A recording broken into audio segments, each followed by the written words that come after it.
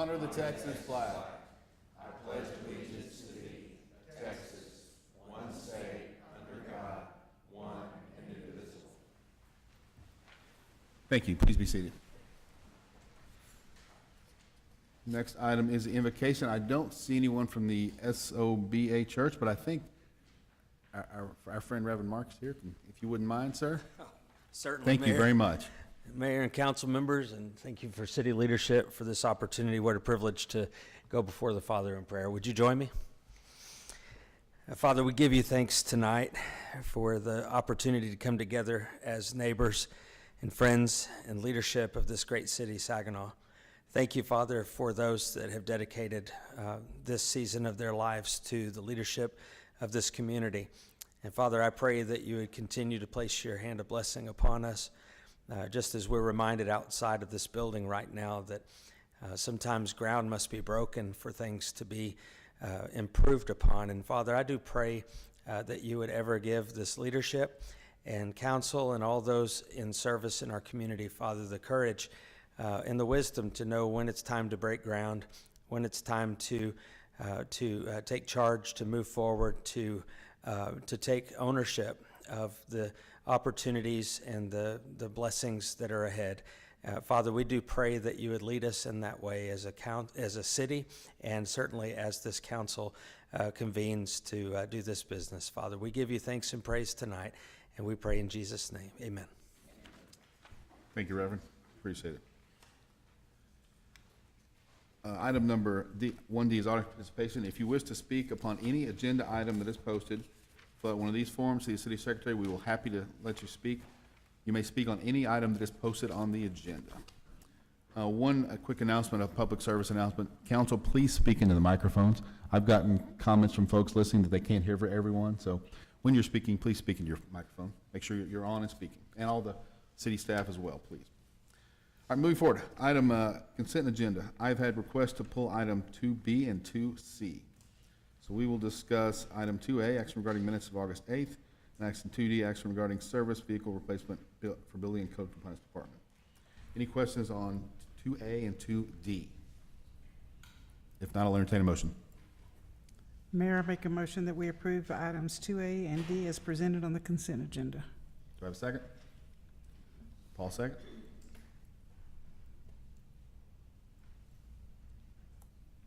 Please cast your votes. Are we casting our votes?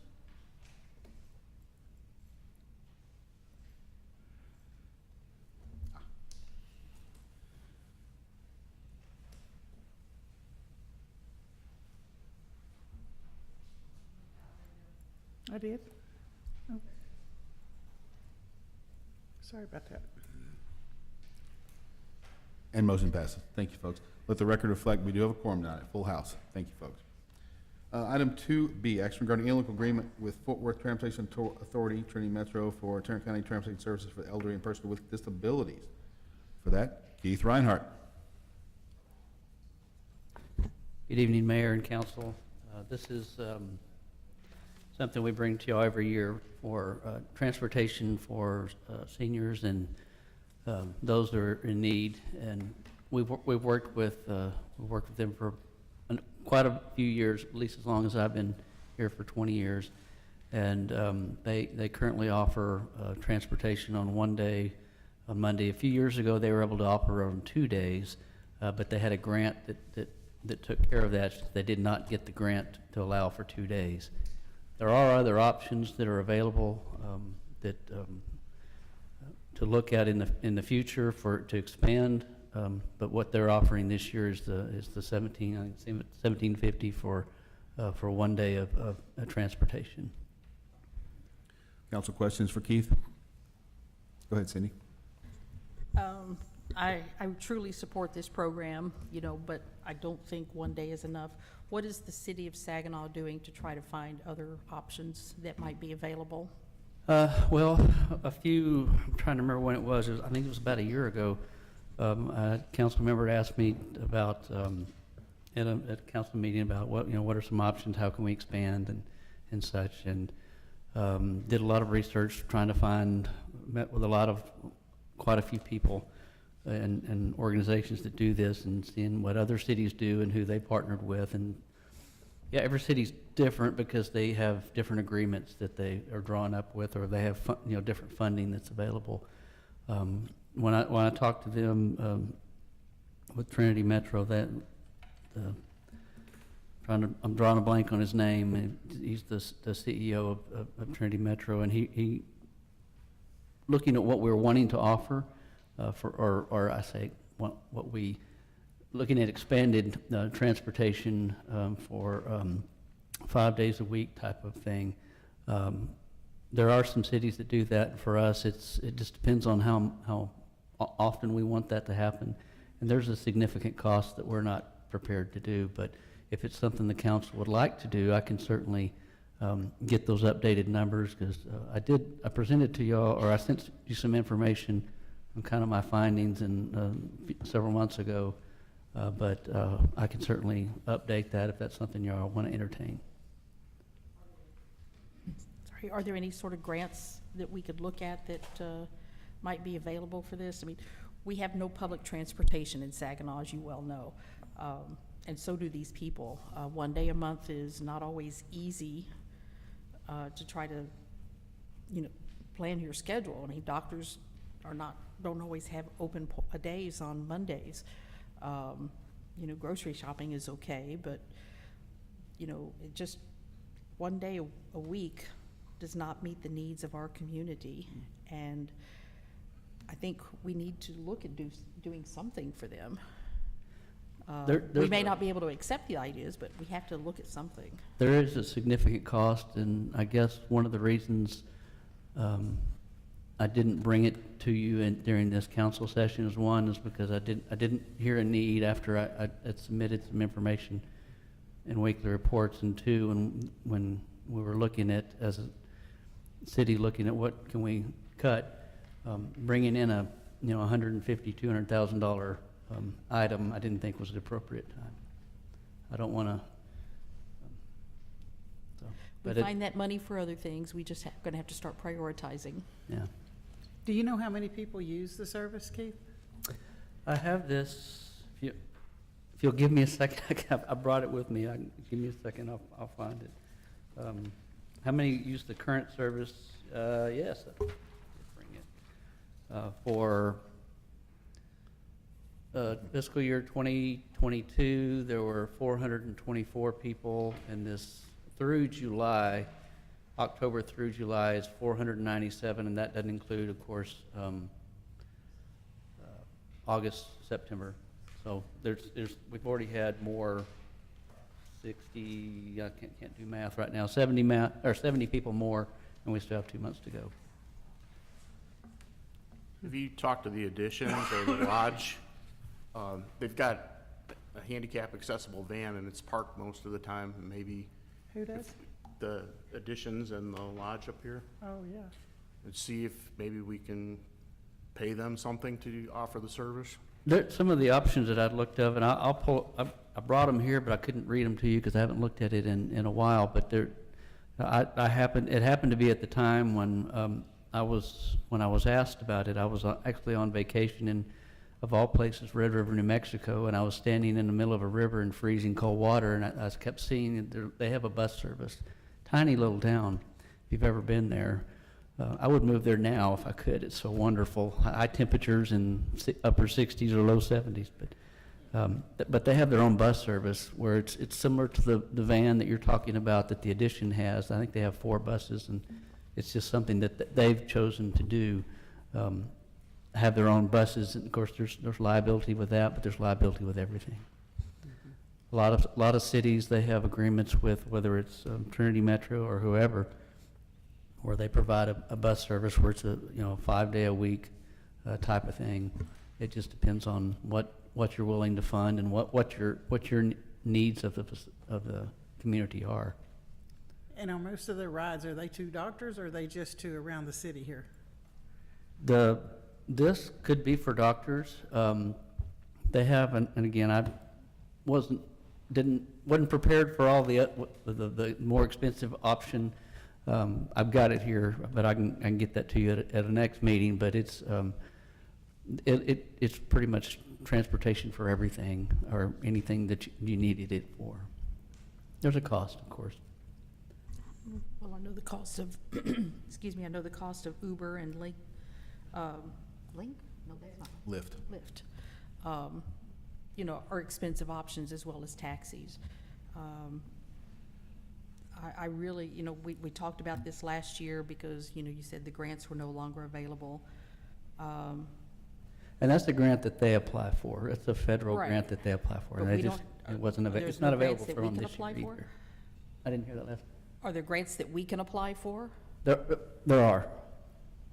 It just depends on, and it's not a pay-for-it-all type of thing. It's it just lowers the cost down. Right. It's something we can certainly, I haven't pursued it because I didn't, I never got any response on what, what it is. And I know I send you all a lot of information You send us a via lot of weekly report, information. and Maybe it you might need to have- pick out the important parts for the week instead of sending the whole report. And it would be much But I'd be easier glad to to read. look at that again and update numbers and get that to you. And Gabe, then, you had you a know, at the question? end of the month report, you could put the whole thing together, but just give us the important stuff we need to know, because we have to read a lot of stuff. So let's do this. We'll bring some information back to you. I think it would make sense first to consult with the regional expert, which is the Transportation Authority itself. That was put into place so that each city doesn't do their own thing. So that might be a good first step to contact them, and then we'll bring back some options. I mean, it sounds good. This is a good deal. 1 day a week is a great deal, but 1 day a week, as you mentioned, is probably not sufficient for all folks. So let's approve this, and then Keith can come back in a week, a month with some other options for us. We'll see, just see what the cost is, see what the options are. Sure. That sound fair to everybody? But I'm okay with that. Yeah. I just think we need to do a little bit more, but I don't want to stop what we have. No, it's good. I mean, it's a good point. I mean, 1 day a week is nice, but it's not, maybe not enough for everybody. Yeah, that's fair. Any other questions on this? I don't wanna, if not, on 2B, I'll entertain a motion.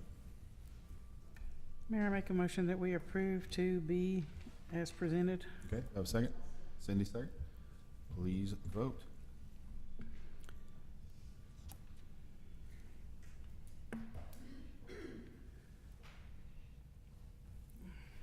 All right, motion passes. Thank you, guys. Thank you, Keith. Item number, this is 2C, action regarding renewal of interlocal agreement to provide animal control services to the city of Blue Mound. Lee Howe, Assistant City Manager. Thank you, Mayor, members of council. This item, you'll recall, came up in a conversation a few weeks ago, and so looking at the contract that's been in place now for 4 years, it was due to be renewed again at the end of this fiscal year. So bringing this to you for your discretion to renew it or not. The city of Blue Mound met with us a few weeks ago and agreed to literally double the amount that they had currently been paying, which is that doubled amount, or the amount for the basic services of the contract would be $3,000 annually. We have looked at some stats, and I think depending on what stat you look at in terms of the animal service overall activity, Blue Mound accounts for somewhere between 5 and 10% of activity, depending on what that stat is. Overall, on calls, it's about 6% of the calls that we take for in response to animal control. We recover fees that pay for the impoundment of any of the animals that are impounded from Blue Mound. And the overall effect of this contract, I think, has been positive when you look at from when we started this contract in 1920, fiscal year 1920. There were 221 animal at large calls that we responded to. For this year, estimating the final month of the fiscal year, September, we would estimate that we'd take about 70 calls for animals at large. And it's gone down periodic, through the 4 years. Same thing for impounded animals. We started out the contract 4 years ago at 111 impounds. We would estimate about 45 this year. We've averaged about 30 dogs and 57 cats over the 4-year period of the agreement. And again, that number has gone down every year, while registrations and vaccinations and microchipping of Blue Mound resident pets have gone up. So I think you'd have to consider that it probably has a positive impact on our animal population, given that Blue Mound is an adjacent city to our city limits. I'll be glad to try to answer any questions. Of course, animal control manager is here as well, and Jennifer Calvert, the city administrator for Blue Mound, is here. She can answer any questions from the Blue Mound perspective. Council questions? Yeah, go ahead, Cindy. I was real happy to see that Blue Mound's willing to step up financially in increasing the revenue to us. What does it cost the city of Saginaw for the service to Blue Mound? I mean, is this $3,000 enough to offset that? Well, the $3,000 is not going to come close to offsetting the number of manpower hours that we spend on the contract. However, like I say, we do cover the costs of impounding and housing those animals. So in order for us to actually dollar for dollar recover the cost of this service to Blue Mound wouldn't be able to afford that cost. So they would discontinue service with us, and animals would go back to kind of free roaming, and I'm sure we'd still get many of those over in our city. The revenue, the recovered fees are averaging about $3,300 a year that cover that's in addition to the $3,000. So about $3,300 a year in recovered fees on the impounds that we do for Blue Mound. Okay. I don't have a problem being a good neighbor. I just don't want it to be at our taxpayers' expense.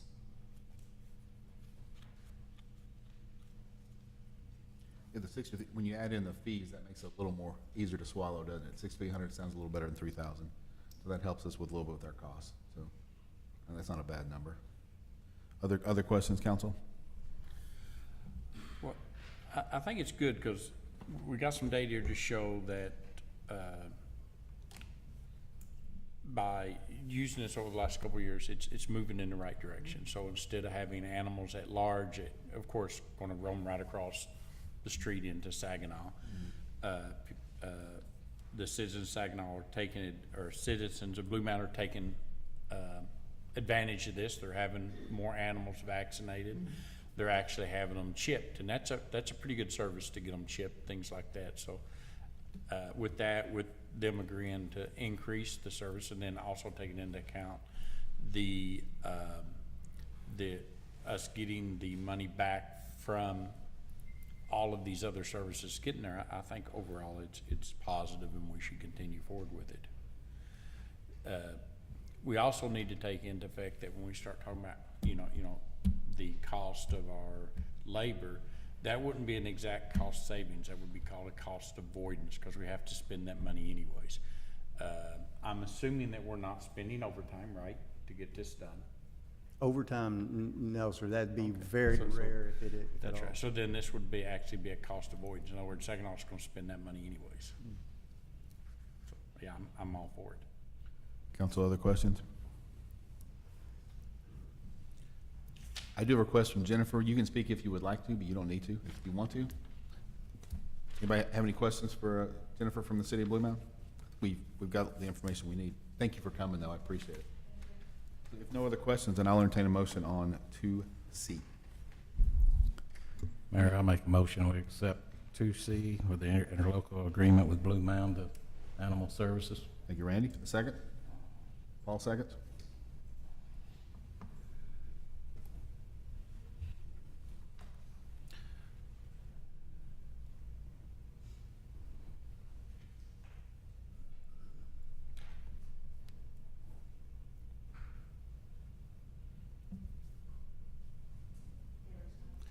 All right, Councilmember Copeland has to abstain.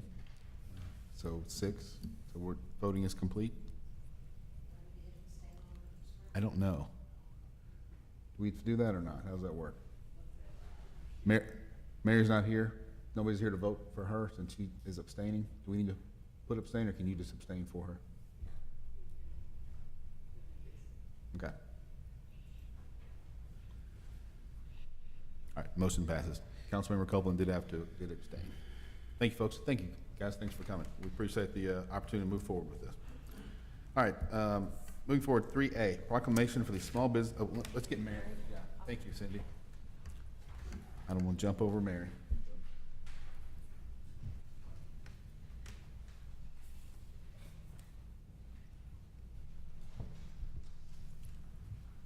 Oh, you're in trouble now. That's- John Pete's not here. That's unusual. All right, moving forward. Item number 3A is proclamation of the Small Business Administration regarding their 70th anniversary. Keith, you want to kick this off?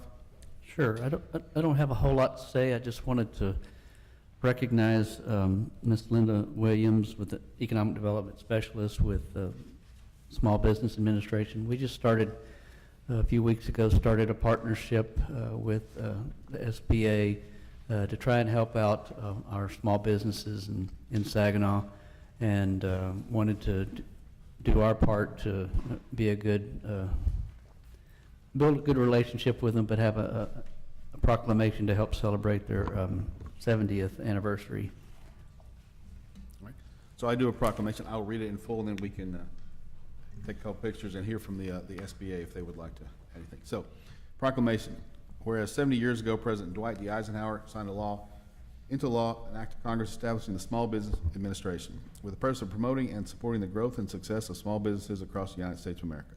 Whereas since its founding, the SBA has stood as a pillar of support for America's entrepreneurs, fostering the growth and vitality of small businesses, the backbone of our economy.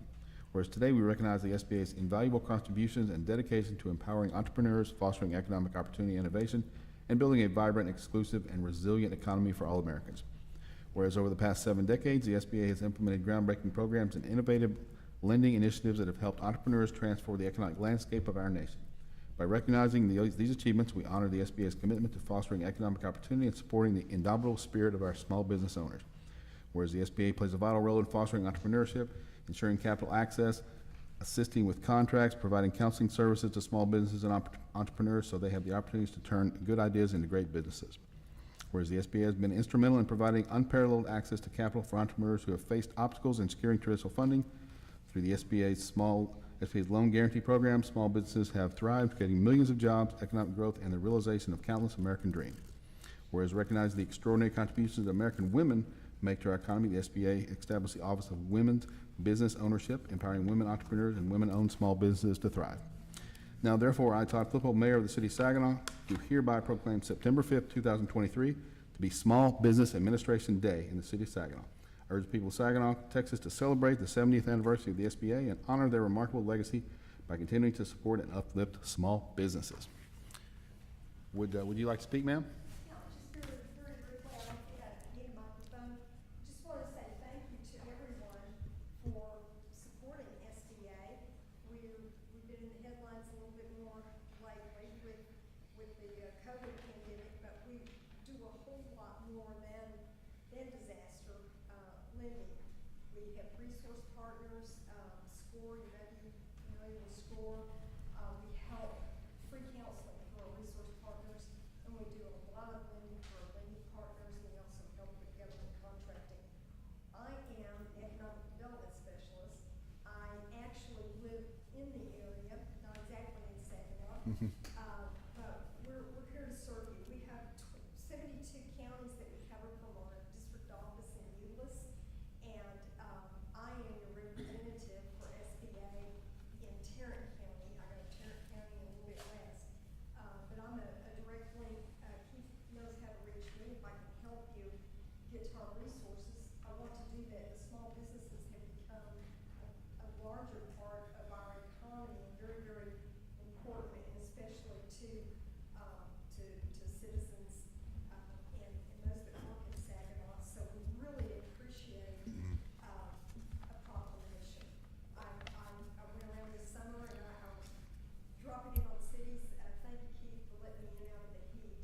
helping me cool off. He was right on it. He says, we want to support that. Let me talk to our mayor and council about that. And that means a lot to us and to me. And I'm here to help you find those resources if you can't find them otherwise. Excellent. Thank you so much. Would we like to take a picture? I've got a proclamation. We can take a picture if you want to. I would love a picture on my phone if someone wants to step up and, oh, you want to do one too? Do you mind doing a kind of actual, these phones are really more than we ever thought they would be. They're actually just great. Thank you so much. Yes, that's perfect.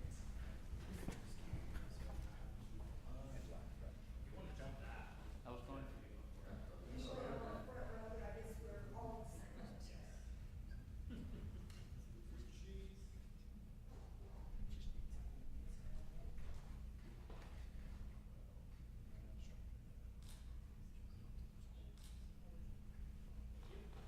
Thank you so much. Appreciate it. You're one of, three cities in the 72 counties that Jennifer mentioned. So that means a lot to us. Thank you.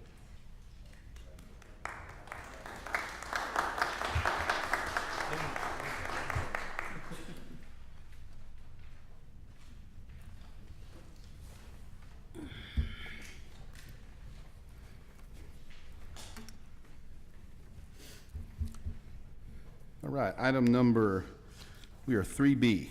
Discuss safety concerns regarding school-related traffic. For that, Chief of Police, Russell Ragsdale. Thank you, Mr. Mayor and members of council. What I want to talk to you about today was just some of the updates with traffic around all of our schools here in the city. As you know, traffic continues to be somewhat troublesome around our schools, especially in the afternoons during let-off times. Traditionally, we use the first 2 weeks of school as an education campaign, trying to educate our citizens to gain voluntary compliance with rules of the road.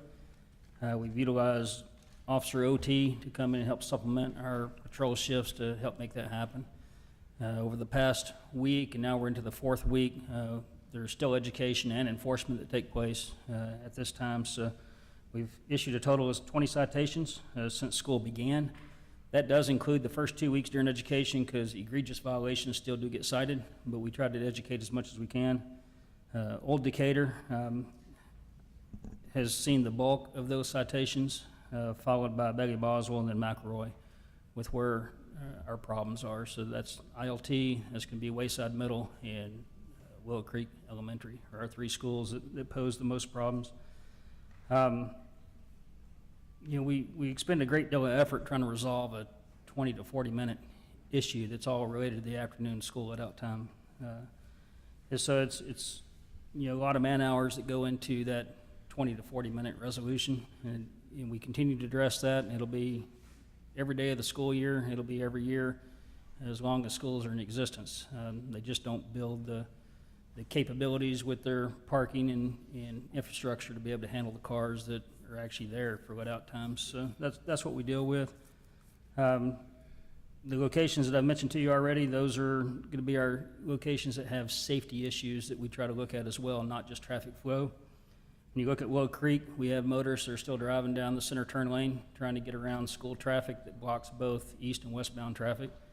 There's not a good resolution to that, other than just keep officers in the area and try to educate the best we can. But for that 15 or 20 minutes, you're going to have that every single day. Just the roadway infrastructure is not there to handle it. ILT, as you know, outside of lane continues to be blocked by Tarrant County Constable for safety concerns. Even if we take that constable away, you're still going to have the same issues there, because as motorists get up to Sherwood to make that right-hand turn, if Sherwood is full, they will stage on their own, and so you're going to have a safety issue that takes place there. That happens at all special events across the nation. You go to Arlington for football or baseball or any number of things. When those lanes, those side streets are full, people stage and wait for an opening to be there. So there's not a good resolution for that one either. We're still in talks, I guess, with ILT and roadway improvements. Hopefully we're going to see some movement on that will help resolve some of those issues. Then I have Saginaw High School down here as another location simply because of the recent complaint that council received in reference to Basswood Courts. Basswood Court is a oddly designed court off the side of the roadway. It's not a traditional styled court that has actually a street width side street that comes off the court at the end of it. It's really a half moon on the side of the road. It does lend motorists to want to pull over there to stop to free up the normal lanes of traffic so people can continue on. And we do receive complaints every year in reference to that, so we do try to address it. We see that more as a convenience issue or a nuisance issue more so than a safety issue. And the reason that is when you're looking at high school age children, most of those kids are capable of traversing roadways in somewhat of a safe manner, more so than a middle school or elementary school. So it's not high on our priority list, but it is something that we address. Our officers have been out there last week watching that as well. Thursday there was one violation that we made contact with, and Friday there were 0 violations where our officer was sitting there, which doesn't say that the issue doesn't actually occur. What it says is that when there's a police officer there, people don't do the things that they do when we're not there. And that's true for every location that we have. I put an officer there, speeding stops, illegal turn stop, illegal U-turn stops. Just having the officer there, resolves some of that. But I don't have the manpower to station officers at every one of these locations, all day, every day, or just during the school times. And I think it's important to note, a lot of people think, well, why aren't we just there dealing with those issues at the time school lets out? During that 2-hour period that school lets out, so from 3 o'clock until 5 o'clock, we handle on average about 10 calls a day. Those calls just this year for school, 1 DWI, 4 accidents, 2 burglaries, 2 domestics, 3 assist other agencies, 2 road rages, a hit and run, criminal trespass, and suspicious person calls. It's not that we're just dealing with school traffic, we're also dealing with normal call volume as well, and some of these are calls that take more than one officer and take a decent amount of time in which to resolve. So, DWI for a street officer, you're looking at 2 officers there for about 45 minutes waiting to get a record there to get the car towed. And for the officer making the arrest, he's about 2 hours into that before he's ever going to see the street again, if he's efficient at writing a report. If there's any other delays or hot calls that come out that take him away from that, then you're looking at additional time away from the calls. So that's kind of what we have as of right now as far as an update. We're still working on it.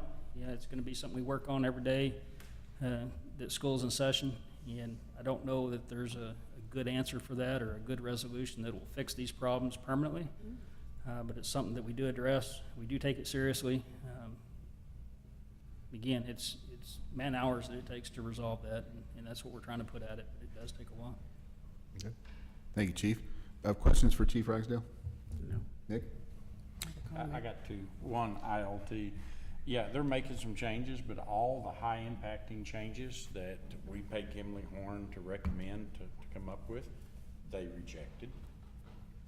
So the changes they are making to railroad, my understanding is very, very minimal and actually going to solve the problem. I am talking to the mic. Are very minimal in solving the problem. I went to the airport just last week. They don't stand for people to park and back up and stage. You get out, you move on. They handle a lot more cars when planes come and go, drop off and stuff. So we got to do something to fix it. I mean, I personally feel that ILT's thumbing their nose at us. They're basically saying we don't have to fix it. We're not going to. And so far, that's the way it is. We've had 2 years worth of their lawyers talking to our lawyers, and we ain't got a dadgum thing to show for it. They could have fixed, it's my understanding, about 2 weeks worth of work to make these very minor changes. They had all summer to fix them. They didn't. They could open up their parking lot. There was things that would actually positively impact this that they didn't do. Let's state it. There isn't nothing that we can't do. We're just choosing not to do it. I ain't saying you. I'm just saying the city. Ain't you. It is not the police department. They're doing everything they can, but. But Willow Creek's the same way. Yeah. Well, The school And I district. understand where you're coming from on that. Yeah. if we could get the gates open, that definitely would help. Yeah. The thing that would help us the very most is the staggered let-out times. Yeah. When you're trying to release, what is that? 8, 9 different grades all at the same time, it poses a significant issue for the number of students that they have there and parents trying to come through. And I understand some of their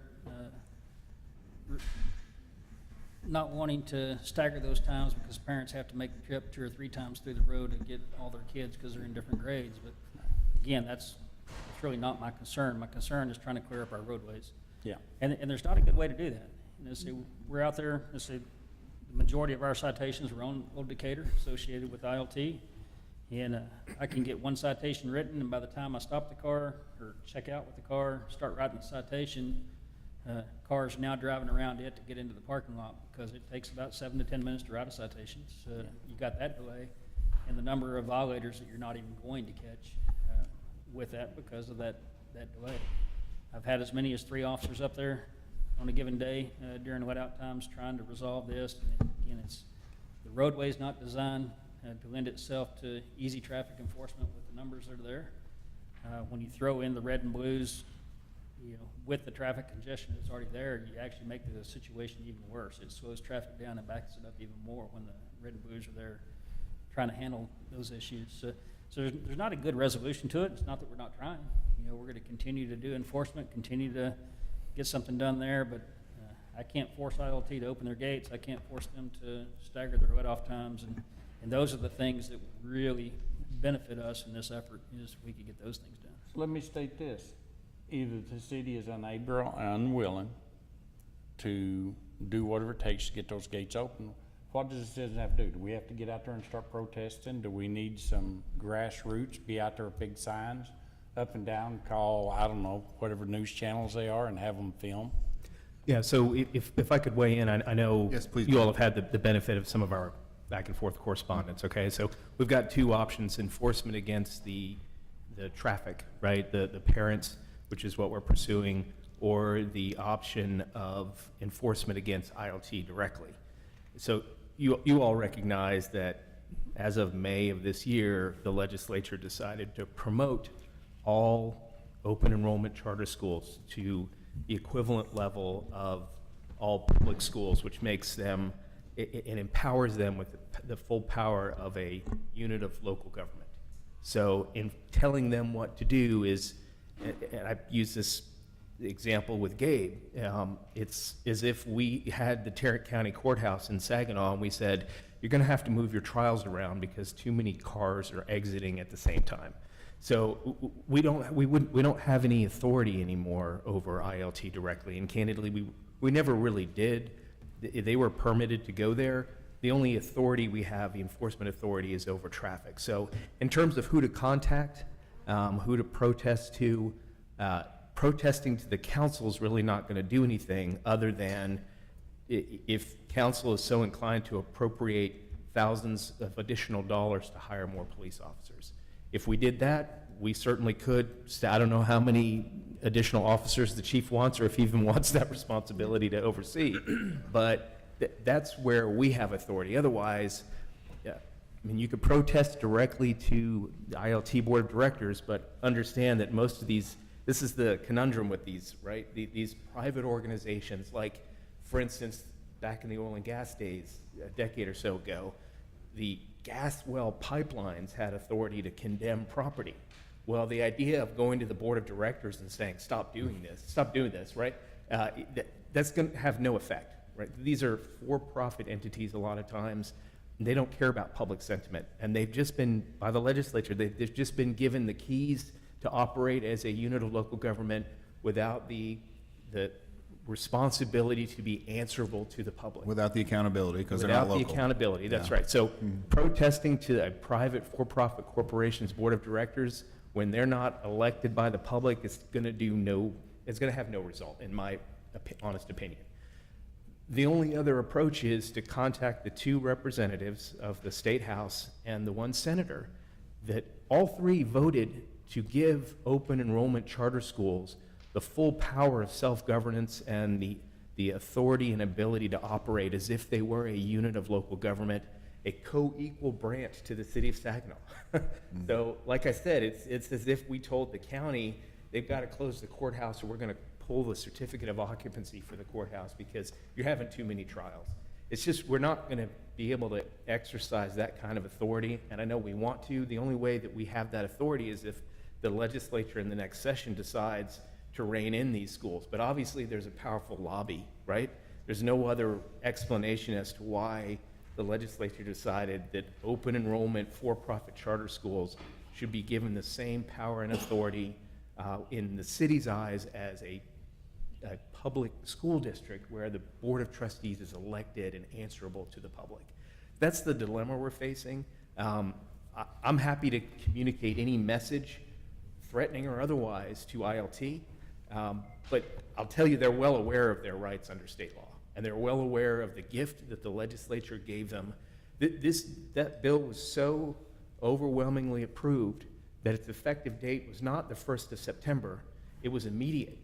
And in order to have a bill approved immediately, you need 2/3 of the House and 2/3 of the Senate to vote for it. So it was a bipartisan bill, overwhelmingly approved, and candidly just doesn't leave us with any city attorney hammer to bring down on them. Even the Texas hammer can't bring it down on them, okay? So all we have is traffic enforcement. And that is a question of, my understanding, that's a question of we don't have enough officers to do it.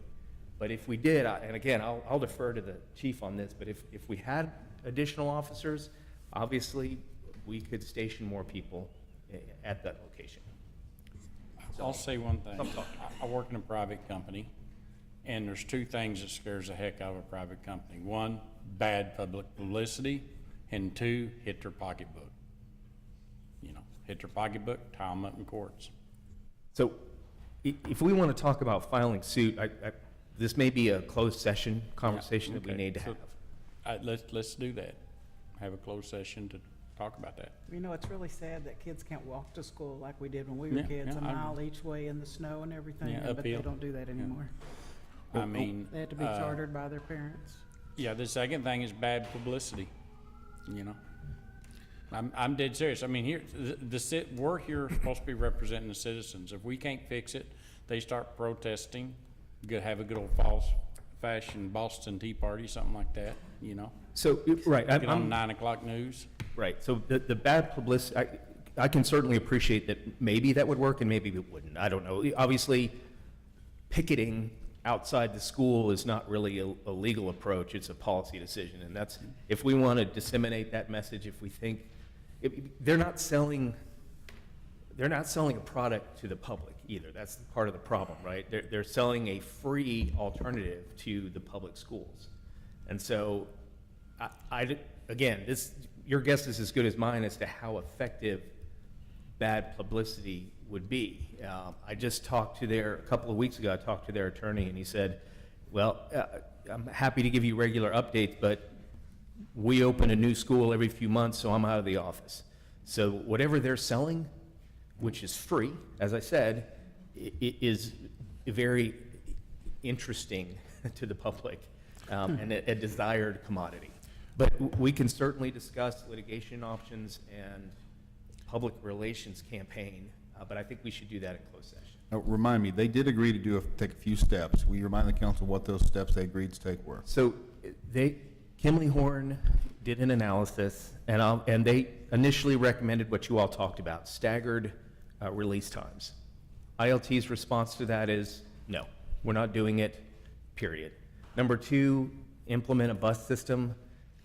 We had a meeting with them, and they basically said the bus system is so cost prohibitive that their board of directors is simply not. And again, all I can do is carry forward what they've told me, and I'm just telling you what they said, and I'm not placing any credibility behind it. I know nothing about running a private school and funding buses, but they basically said the one experiment where they funded buses was in Arlington, and it's financially crippling. That's what they said. Finally, Kimley Horn said if you're not going to implement either of those two approaches, they recommended a maximum of 4 infrastructure improvements essentially, 2 on-site and 2 on a northbound and southbound lane, allowing for ingress and egress into the school. ILT agreed to appropriate, their board of directors agreed to appropriate the $500,000 or so cost that Kimley Horn estimated to do 2 of those improvements, the southbound turning lane and some internal stacking. Ironically, they are using Kimley Horn's private side to design the plans and essentially bid it out so that these improvements can be constructed. I have no answer for you why they didn't take this with some degree of priority and urgency and get this done over the summer. That frustrated me as well and staff, because obviously you all are hearing about it from frustrated residents, adjacent residents. I don't know what to do about that. We don't have any idea of when that's going to occur. We haven't heard any. I do not. So their attorney, it's in the Kimley Horn gambit, right? So when Kimley Horn's private side finally develops the plans, they need to submit it to Kimley Horn's public side for review. And that's kind of where it is. And so Kimley Horn has more information about this, where it is, than the lawyers do at this point. Gotcha, okay. Yes, Mary, go ahead. Go ahead. Go ahead. As a person whose driveway comes out onto Sherwood Trail, I do have experience with this situation, and my driveway has been blocked on numerous occasions. And to me, I think the only solution is a very long-term one, and that anytime it is a slow crime day, if there is such a thing, you know, put those officers out there, and if it causes more of a backup, that's even better. Because to me, the only hope is to have the parents of that school so frustrated that they begin complaining to the school administration and or taking their children out of the school. That would not be an overnight fix. But, you know, I wouldn't want to have to deal with that as a parent every time I tried to drop off or pick up my child. So the more they make it difficult on those parents, and of course, when I say my driveway has been blocked, so have all of the houses on Sherwood Trail. So I just think anytime the police department does have an extra officer, just go out there and start giving tickets.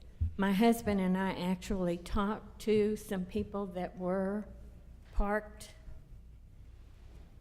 in a very nice way. I gave them information to help them and to say, you know, you are going to start getting tickets, and you all need to complain to your school administration. And, you know, I think that's the only solution, is those parents get riled up. And the school might start losing some of its pupils. So that's my 2 cents. Thank you, Mary. Can we have Mr. Saginaw, can you follow up with Kimley Horn and see if we can get some kind of update? Yes, sir, I Mayor. don't anticipate it moving very quickly, but at least let's figure out where they are. Yes, sir. Yes, Cindy, go ahead. I have a couple of questions. One, I hear that, and I don't want to go into a lot of details about this, but I hear these ILT schools, these charter-type schools, offer education opportunities way above and beyond what our public schools offer. These are programs that are provided by this school, so they obviously have lots and lots of money. My question is, how are these schools funded? Is it with our private tax dollars that we pay as, My understanding is that they're funded by the state. yes, same as our public schools? Correct, correct. So, again, I believe, based on what I've heard, I have no facts to support this, is that they get probably 25% more per student than what our public school students get. So, you know, if they're getting that much more money, probably they need to use that to be better citizens of the community than to send kids off on these special programs. Well, and petitioning the state is part and parcel of what I talked about earlier. Right. Members of the legislature, members of the state administrative offices. This is where, that's who ILT is answerable to. My point is ILT is now completely unanswerable to the city of Saginaw. Right. I've talked with school board members that said they have tried to talk with the state legislators and are able to get nowhere with them on this. So it's up to us as citizens. The next thing I see is that citizens like Mary who live on those streets take their cars and they park them in front of their driveway so they can get in and out and add more to the traffic congestion. The second question I have is,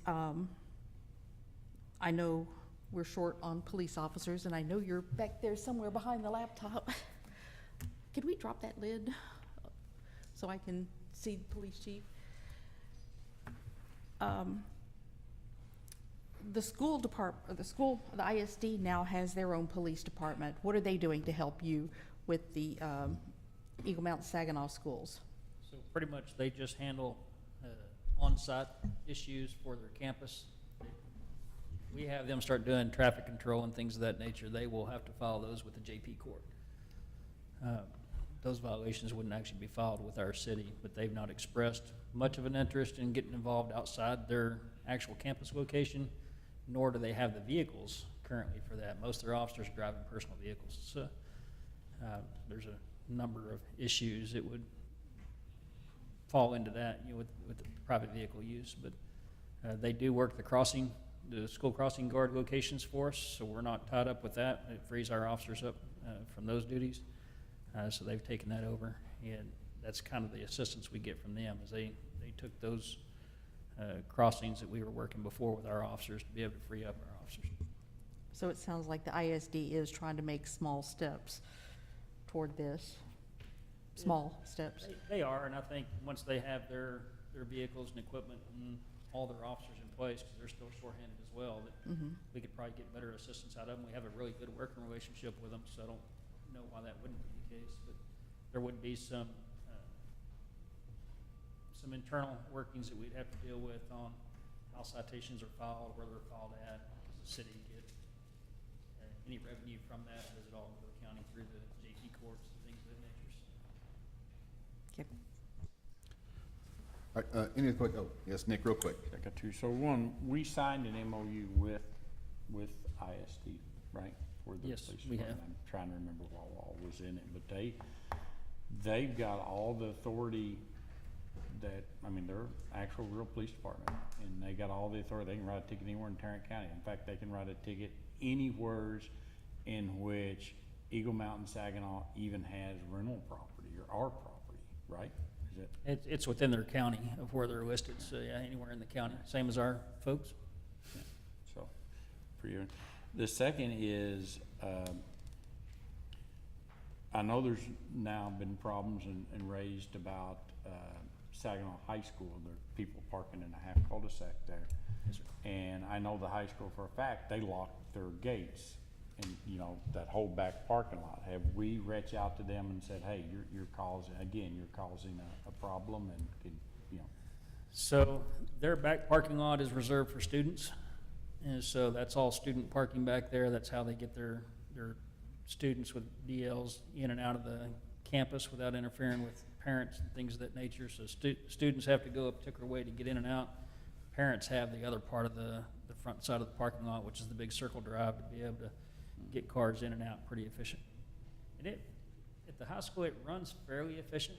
I mean, there are people who do not want to get into the maze of things, and so they park on side streets or in the court, let their kids walk to them, because once you're into that traffic problem, you're there whether you have your kids in the car or not, until you get to a point of exit. So those are people that really run off of convenience. Same thing with a lot of kids, a lot of parents on Sherwood. With ILT, it's convenience, let the kids come to me, so I'm not stuck in this maze of traffic for, 15, 20 minutes when my kids are already in the car with me, so. And I got no problem with that as long as they're not blocking people from egress. Right. So I'll be honest with you, I'm probably a lot hot-headed, a lot more than the average person. I wouldn't put up with that much people blocking my driveway. I'd go out there and be nice 1 or 2 times, I'd call the police, I'd call the city. If they didn't handle it, then I'd start taking care of it myself, and you'd probably end up arresting me. So, You don't want us. don't want that. So, Tell us I mean, more. again, we gotta do, yeah, We do. we gotta do something to, Well, I as I say, mean, when an officer's there, it doesn't happen. Yes, if I had the vehicles, could I park just a dummy vehicle up there with no one in it and resolve some of the problem? Possibly. But I gotta make arrangements to get that vehicle to and from the PD, to do that, so it doesn't get vandalized at night. But, a lot of those issues that we run into, and the resident there that has issued the complaint is about safety of getting emergency vehicles in, and I can promise you, we don't have a problem getting emergency vehicles in. As soon as they see us, they start vacating pretty quick. So we can get into the court. It's the people that are in the court that have a tendency not to be able to get out. yeah, I think that one is just me, because I live over in that area. I think what we have there is just a few bad apples. There's, The folks that we've talked to this school year Yeah. are new to the high school. They came from middle school. They've seen it done in the past. And that's part of that education campaign, is to let people know you can't do it. They've been very receptive to us. I'm not telling you that we don't have repeat violators, but when we make contact with them, they're compliant and didn't know. We won't do that again. We catch them the second time to get the citation. They start getting the citation the further into the year we go anyhow, because there is no more education. It's just enforcement at that point. But and just to let everybody know, Ragsdale, you are now officially short 8 resources. we're down 9, but I have 2 going to the academies. 2 going to the academy. It'll be, So he's really hamstrung for resources and trying to get them. So I want everybody to it's understand nearly a quarter that. of my approved workforce. That's I'm sorry? nearly a quarter of my approved Yeah. workforce isn't even available to me, so. So when- we're doing the best we can with what we got, and Yeah. we'll Oh. continue to make improvements. We know as you are, we can. Chief. Is signage an option for the Basswood Court, residents only, or no blocking driveways or something? You could put that on either end, but I say that court is not designed as a traditional court that you find in town. It's really just a half moon on the side of the road, so by the time you get to the center of it, you're not even gonna see the sign or realize there was signs if you. But yeah, That point. they built that just to cram a couple extra houses in there. It's sure what it seems, yeah. All right, so I don't want us to go too far. I've got a couple of citizens that want to speak on this. I want to give them some time as well. So, Mr. Miller, would you like to speak? Please come on. Yes, sir, just introduce yourself and go ahead. Okay, my name is Brian Miller. I live on Basswood Court. I am the troublemaker who's written everybody regarding this matter. I lived in Saginaw almost 18 years now. This has become a bigger problem every year. I agree with Chief Ragsdale that previously it was a nuisance. It has become a safety concern. As much as I think he has faith in his emergency vehicles, if an ambulance were to have to get in there, some of the ways it's been jammed up, there's no way. If there's a life or death situation, myself and my next door neighbor both have heart conditions. We're old men. So to me, that is a safety concern. Plus, the people coming in and out of there are not always the safest of drivers, and I've very nearly seen teens get run over several times just crossing the street there. Generally, you'd think they'd go around the sidewalks, but they tend to cross over, and the car is not looking, and they just zip out.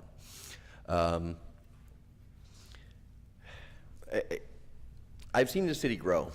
I've seen the high school go from half the size it is now to what it is now. I explored back in the back one time, and oh my goodness, they have a baseball stadium in the place. I mean, it's tremendous. The city itself has grown. As a realtor in Saginaw, I've helped that along too. And with that comes more crime and more opportunity for problems. And I understand and I appreciate our police department. I appreciate the chief for everything he's doing with the resources he has. So my solution, to me, is a simple one. you know, last week, it was Wednesday and Friday, there was a car out there. Wednesday, the officer was there for darn near 3 hours. And yeah, one guy came in and the officer went and talked to him and he went away. Thursday, no car there, a bunch of traffic again. Friday, there was a car there for a brief period, well, I don't know how long, but briefer than Wednesday, and again, no issue. So he's absolutely right. If there's an officer there, but how many times can we do that? So my solution is, since the school lets out at 4:20. Traffic starts coming in at about 3:45 till about 4:25, 4:30. And if there was room again to get in and out for emergency vehicles, for anything else, it wouldn't be as bad, but now there isn't. I sat behind a car one day for 5 minutes trying to get my son to a doctor's appointment, slamming on my horn. Nobody would move. So my solution is bring one officer there 1 day a week, different days every week until this is, and just cite everybody. If it takes a little longer that one time, great.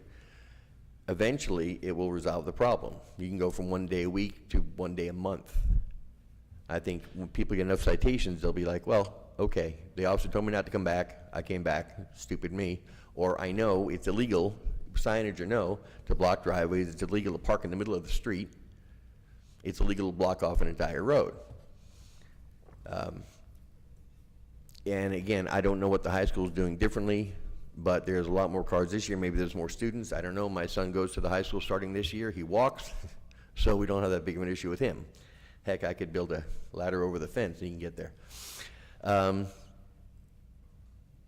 But not to tie up a lot of police resources. I mean, heck, the guy that was out there for 3 hours, I brought him a bottle of water the other day because I respect and appreciate what they're doing.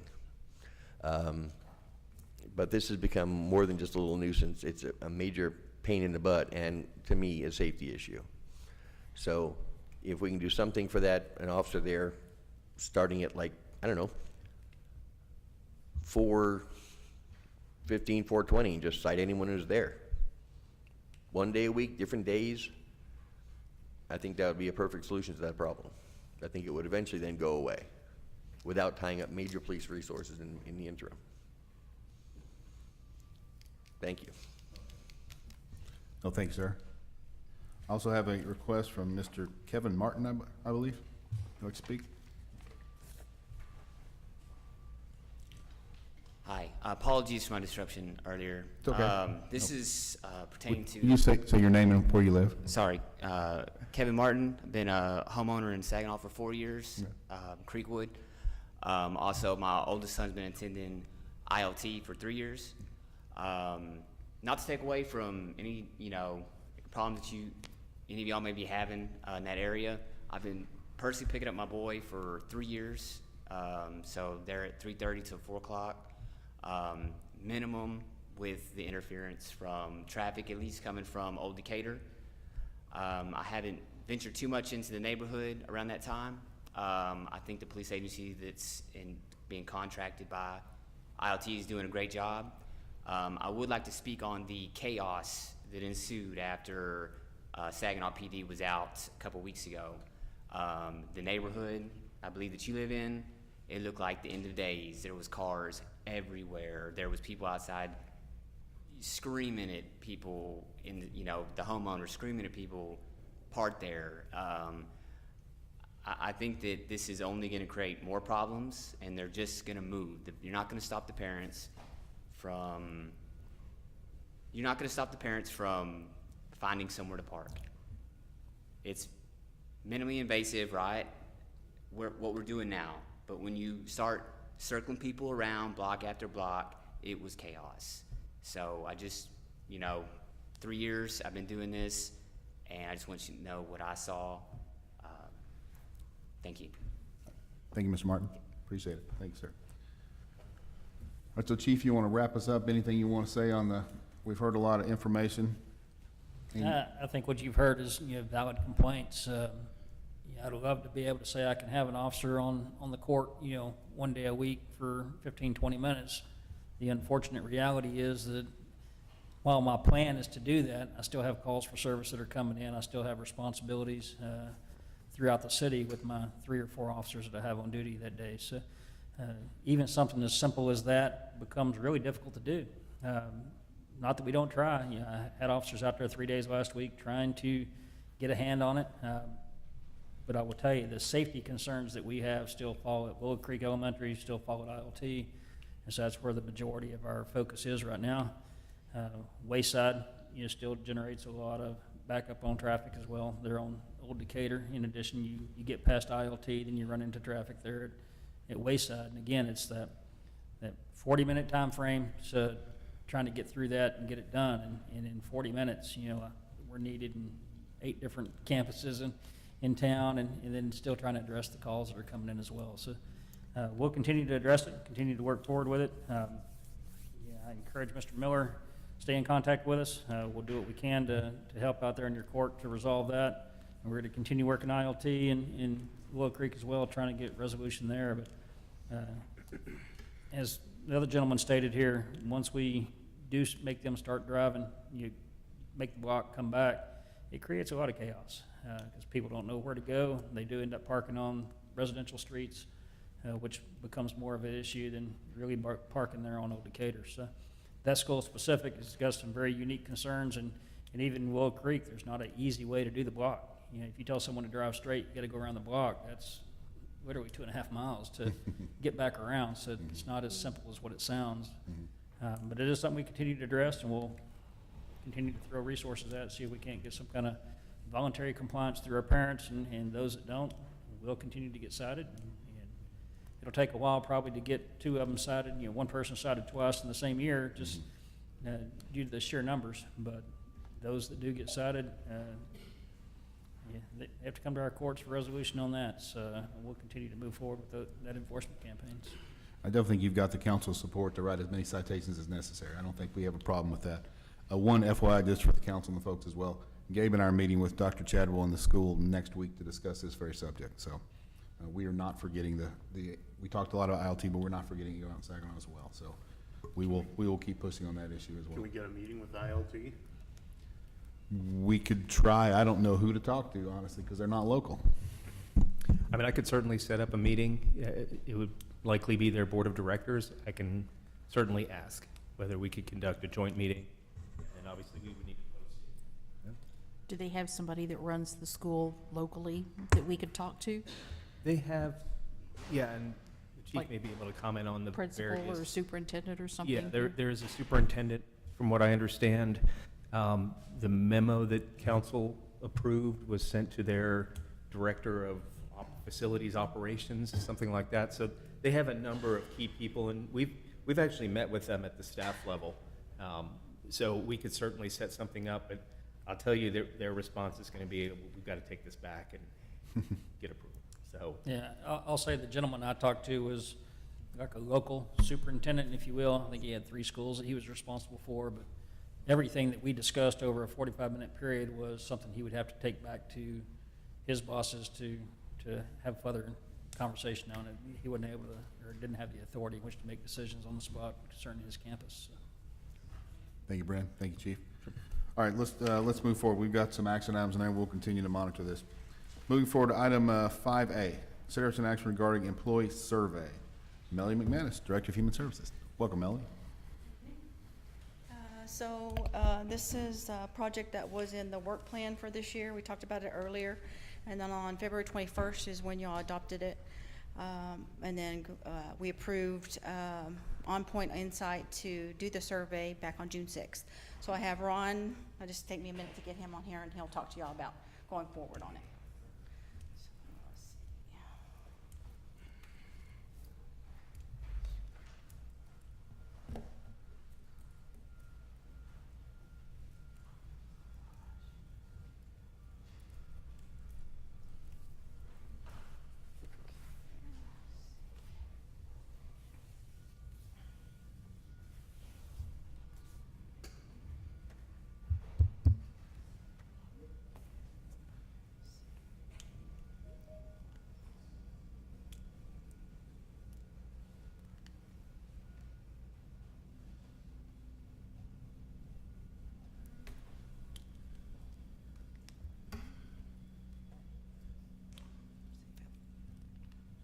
Okay. Hi, Ron, can you hear me? I can hear you. Okay. Can y'all see him? Yeah. We can. Hey, Ron. Good evening. Hello? We turn his volume up a little bit. I'm glad to see you as a council again and to visit with you about the employee survey. Hey, Ron, we need to turn your volume up a little bit. I can barely hear you. I'll move closer to my microphone. Does that help? A little bit. I'm wondering if there's any adjustment on your end. Let me see if I can do anything on mine. Okay. We could use a little more volume. Hey Ron, can you say something? It's Pedro, by the way. Do you want me to try to speak again? Can you hear it any better? A little better, but I still use some more volume, right? Can y'all hear very well? I mean, sort of, but not great. Not very well. I don't see an adjustment for the microphone on my end.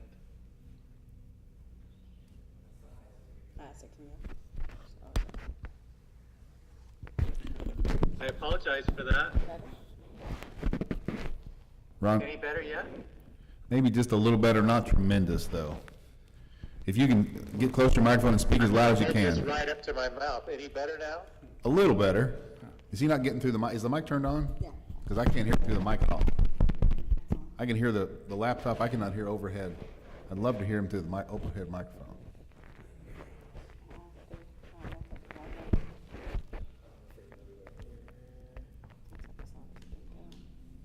Where's he based at? Hey No, Ron, he couldn't come. Overhead. You ask him.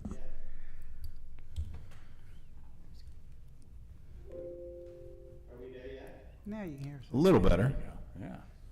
Better than it was. So yeah, keep going like that, Ron.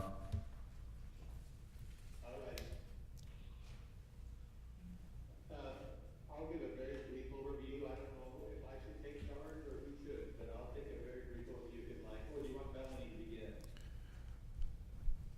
You want to start, or you want Ron to start, Melanie? What do you think? Well, I guess they all got it in their packet, so have y'all reviewed it? And so I guess it's just a matter of asking them if you want to show them anything on that, or I guess of any questions that they have. Well, let's let Ron walk us through an overview first. Okay. So go ahead, Ron. So the survey design, we've shared it with, I'm hearing feedback from myself. I'm going to turn my volume down so that I don't hear that. It's working. Much better. All right. So the survey has been designed and shared. The fundamentals of the survey were reviewed by several council members and Melanie, and we went through it. In general, there were very few changes, some suggested changes in wording, some minor additions of new questions to be added. But in general, there was good support for the design of the survey. And so I think in general, we're happy. There were some differences of opinion on a couple of items that I think that it'll be worth to discuss. One is some have felt that it would be helpful to have the department that people are in, as long as it's not a small department where you could identify people, but a large enough department where we would have, say, 10 or so people responding from a department. And others have felt that no, the department shouldn't be listed. And I think of all of the issues on the survey right now, that's the only one that I see pending that really should be receive alignment. And I'm fine either way. Let me say that I can show you some examples of a city where department has been shown and how that's useful, but I don't really have anything other than others have found it useful to say with you. But and I think it might be helpful to you, but I am okay to do whatever you would prefer. Council, any feedback on this point? Well, I think the employees want complete anonymity. And to do that, if you put what department they're in, or if they work full-time or part-time, that can classify them some way, and I don't think they're going to want to answer it. It's a fair point. Other points of view, Council? I agree with Valerie. I think those two should be struck. So- I see this survey as a tool for the council to understand the climate of our city. So more anonymity, the better? So the more anonymity, that word, the better. Okay. Well, this is for the council, right, and the mayor? Yeah. And what that is for the climate and the environment that our employees are working in for, under the leadership of our city manager, correct? Okay. So I think as a whole, we need to understand what the employees are feeling and how they, if anything, has affected their jobs. And I don't think they're going to want to answer questions that are going to bring the light to them individually. All right, is everybody okay with full anonymity, no departmental itemization? Everybody okay with that? Mary, go ahead. I just think it's wise to point out that, you know, that he did group several departments together so that you couldn't automatically tell what department, and for the purpose of being able to act upon the results, it would be helpful to know this department is unhappy, but this department is very happy. You know, I think that information would be helpful.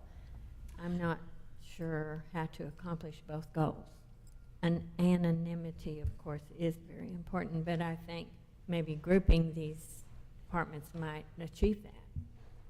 I still don't think so. Hey, Ron, can you talk Are you about? able to, are you able to see my screen now that I'm sharing?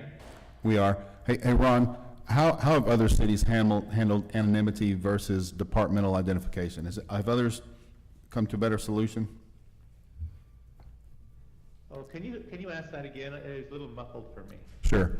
So I'm sure other cities have dealt with the question of anonymity versus wanting departmental identification. How have other cities handled that issue? No, other cities, I've done it with 2 cities, and both asked for the department. One was a smaller city, even smaller than yours, and one was a much larger city. But there were no other identifying factors in it, right? I mean, it was very simple. We have the department. And so that was very useful for people. And I can't think of anything that would identify anyone. Now, the other cities that I've had, it depends on the comments. So the comments is one area where someone could self-identify. They could leave a note, they could say who they are, they could do something in the comments section.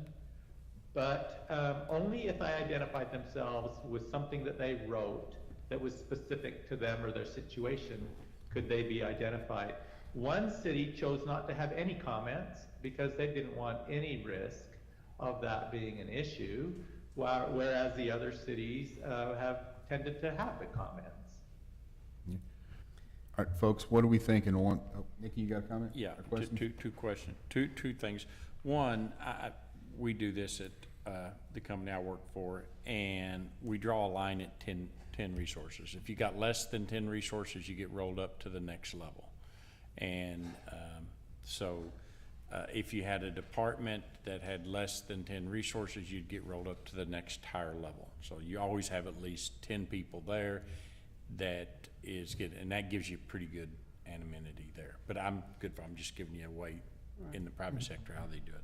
Second thing is, if we have comments, somebody before that gets released, preferably you, sir, would go in and screen those comments and make absolutely sure that there's nothing that could self-identify an individual. And it Very possible from my end. Yeah. In fact, even to the fact if it was a question that maybe you had to reword it a little bit to take it out, or there's a question, there's no way to reword it, you would strike it out. You wouldn't, you would say, hey, I had to remove these 3 questions, but they would not come into the city. So there would be absolutely no way from that comment anybody in the city would know who that individual was. Well, the first thing is, this is coming back to the mayor and council before anybody else, right? Before Melanie or Gabe or anybody, correct? I know. That's what we asked for. What's the mechanism? How is it going to be delivered? Oh, with an email invite. What? Email to whom?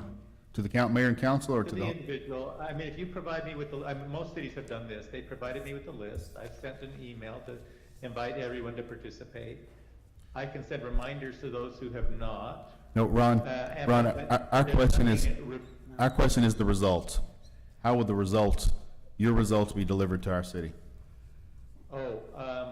However you choose. So I can give you the results in a way that only those with a password can have access to it, or I can give it to you in any format you'd like to distribute it. I mean, I have no problem. There is a lot of flexibility on my end. Okay. On how we distribute it. I mean, I have no problem sending it to the council and staff and, you know, Gabe and Melanie as well. I have no issue with that at all. Well, shouldn't the mayor and the council have a meeting of some sort and go through this first? Well, can't everybody see it? We have a meeting, go through it, sure. And then we could have a workshop or something, and then we can take it to the city manager and the directors? Why can't they see it as well at the same time? Mayor and council, I'll defer to the city attorney. I'll remind the mayor and council that there's exactly one employee that the city council controls, and that's me. So it'd be, if you're asking to see the results before staff, the first person I would recommend is the human resources director. Is that fair? Okay, but I thought, wait, maybe I'm confused or something, but I thought that this survey was a tool for the mayor and the council to figure out what is going on in our workforce, because one thing, we got an anonymous letter from a person or persons who felt that there was something going on, and although Gabe and Lee and Mary didn't want to address it because it was anonymous, the rest Well, I of did the, address wait a it. minute, Well, wait a well, minute, well, wait a minute. The rest of us Please in be that accurate. meeting Valerie, wanted to please be address it. accurate. Huh? Please be accurate. I am an accurate. We did address it. The whole council addressed it. We addressed it with Gabe as well, so please be accurate in your statements. And I'll be accurate as well, Mayor Okay, Pro Tem. but I send a you said response that you to wanted every go through employee of the that city. letter, and the rest of us wanted to go through it, but we haven't done that yet. We went through the letter we went through the letter in an executive session, all of us together. Yes? And we said we were going to continue going You through said that we were letter gonna in figure executive it out, session. Todd. What do you mean by figuring out? Well- Part of our reason is having an Okay, employee so, survey. Yes. do what? Part of our reason was to have an employee survey, which is That's what we're right. discussing. And so that would, okay, so if you're an employee and you have a problem and you want to bring it forward, and apparently somebody did because they brought it anonymous to the council, and then we found out it couldn't be confidential because Gabe is our only employee and the other employees are under his care. What do you mean by confidential? I don't understand. Oh, my gosh, Todd. So I When they gotta- wrote the letter, it was confidential, and then Brent informed us that they can't write anything confidential to the city council and the mayor. What do you mean just to us or not share it with the rest of the staff? Is that what you mean by Yes. confidential? That's what I guess that's what they wanted. I don't know what they wanted, but what do you mean by confidential? What do I mean by confidential? Yeah. Well, if somebody when they sent it to me, I thought it was just to the mayor and council. That's who it was addressed to. And the letter did say it was confidential to the mayor and council. It did say that. And then when I said something to Brent about it, he said that nothing can be confidential to the mayor and the council. Okay, I don't understand what the big issue is. We shared it with Gabe, who was involved, and with Melanie, who was involved as well. So what did we do incorrectly? I also sent a response for the record to all city employees. All right, we'll keep going with your question, Valerie. I don't want to Can interrupt. I ask, Well, so- let's let Valerie keep going with her question. No, why don't we let Todd talk, because we can't. No, Valerie, please, I'm just asking you to clarify, so Well, I clarify was and keep sitting in going. that executive session, and all the questions weren't answered, Todd. Apparently, there's some employees that are upset with the working environment or something. How are we gonna know what to tell our employee, what we need, if we don't know what they're doing? That's why we're doing a Does that make survey. sense? Okay. We're doing a survey. Okay, so it should come to the mayor and the council first, and we should have a workshop. And then we could give it to the city manager. He's our employee. We're the one that ask him to do what we need him to do. Okay? Let's ask legal if we can do that. Can we do that, sir? Can it come to the council only, we review it, and then release it to the rest of the city? So yes, but let me just qualify. So yes, you can ask the consultant, as he mentioned on the call, to only release the final draft to members of council alone. I just want to be careful in terms of the Open Meetings Act, though. So you wouldn't be able to discuss it amongst each other. You wouldn't be able to email to each other. And we couldn't use the consultant as a facilitator of an Open Meetings Act violation either. So if you all want the information so that you see it first and you're prepared with the knowledge prior to going into a workshop meeting, that's absolutely legally permissible. But in order for you all to deliberate the outcome, it's going to have to go, you're going to have to post an open meeting. And I'll also say, once you receive those results, they would be subject to a Public Information Act request. So obviously, we have 10 business days if a request came in to release it, but I just want you all to be aware of that fact, so you wouldn't be able to keep it to yourselves for very long. Yeah, I don't, yeah, so is that acceptable to get it to us, let's say 48 hours? Ask employees. Huh? Apparently, some employees are having some problems. Yeah, I in the agree. workforce. What I'm trying to Okay, they be don't able- have anybody to go to. We have no way to, I don't know what to do. We don't, if I was an employee here and I had a problem here, I would make up a department so nobody knew who I was. You know what I'm saying? If they can't have complete anonymity. Well, we agree, we can remove And it the come to the department council and thing, the mayor that's first. fine. And then we can take it to Gabe and the department heads. I don't understand why a city council can't do that. That's the way our chart rolls, so I'm kind of confused. No, I about it. think we can, So the one thing we wanted is, if you guys want to, we can remove the department names, and it's just all one big group. If that's good, I'm fine with Yeah, I that. think we've agreed on that in Yeah. principle. Then the second thing is we can request Dave here to send it only to council. Okay, he'll send us a little password, and we can say, okay, we get it. We can't talk amongst each other, but you'll get it. You'll be able to read it. We can have a work session, ain't that what it's called? And so let's, I'm just picking a date off the cuff here. Let's say that we have it for 48 hours, just us. Then it can get opened up to whoever. We have the work session, and that's when it can be, we freely talk about it and go over it. It sounds like Is that we have acceptable? up to 10 days I mean, you because of the open record.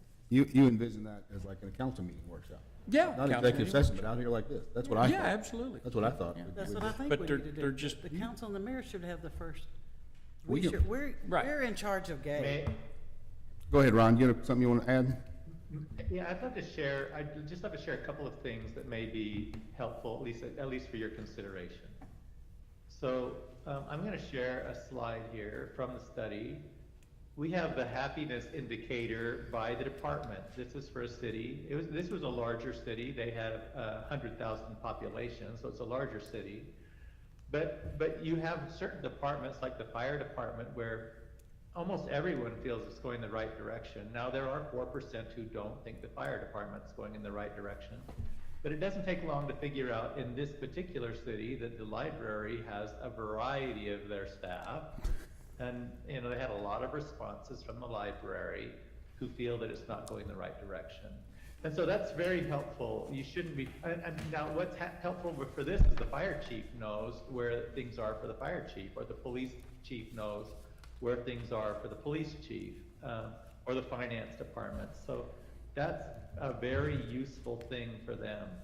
Another thing I want to show you by department, and this is a very difficult, it's kind of small, but what we have here is the most important attributes.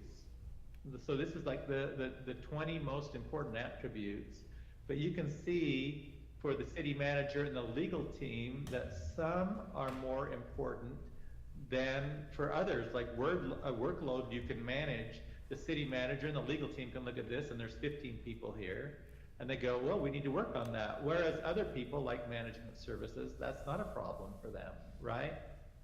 And so you're able to, for a department head can look at some of their own responses and go, this is where I need to make some improvements with my team. So I don't know if that's something that you would, that matters to you, but it is something that if we do go that route, we can provide. All right, so mechanically or logistically, this would come to us first, council first to review, then we would review it with staff and, I guess, in an open council meeting. Is that sort of how we envision that, and that how other cities have done it as well, Ron? Can you give us some guidance on how other cities handle disseminating this information?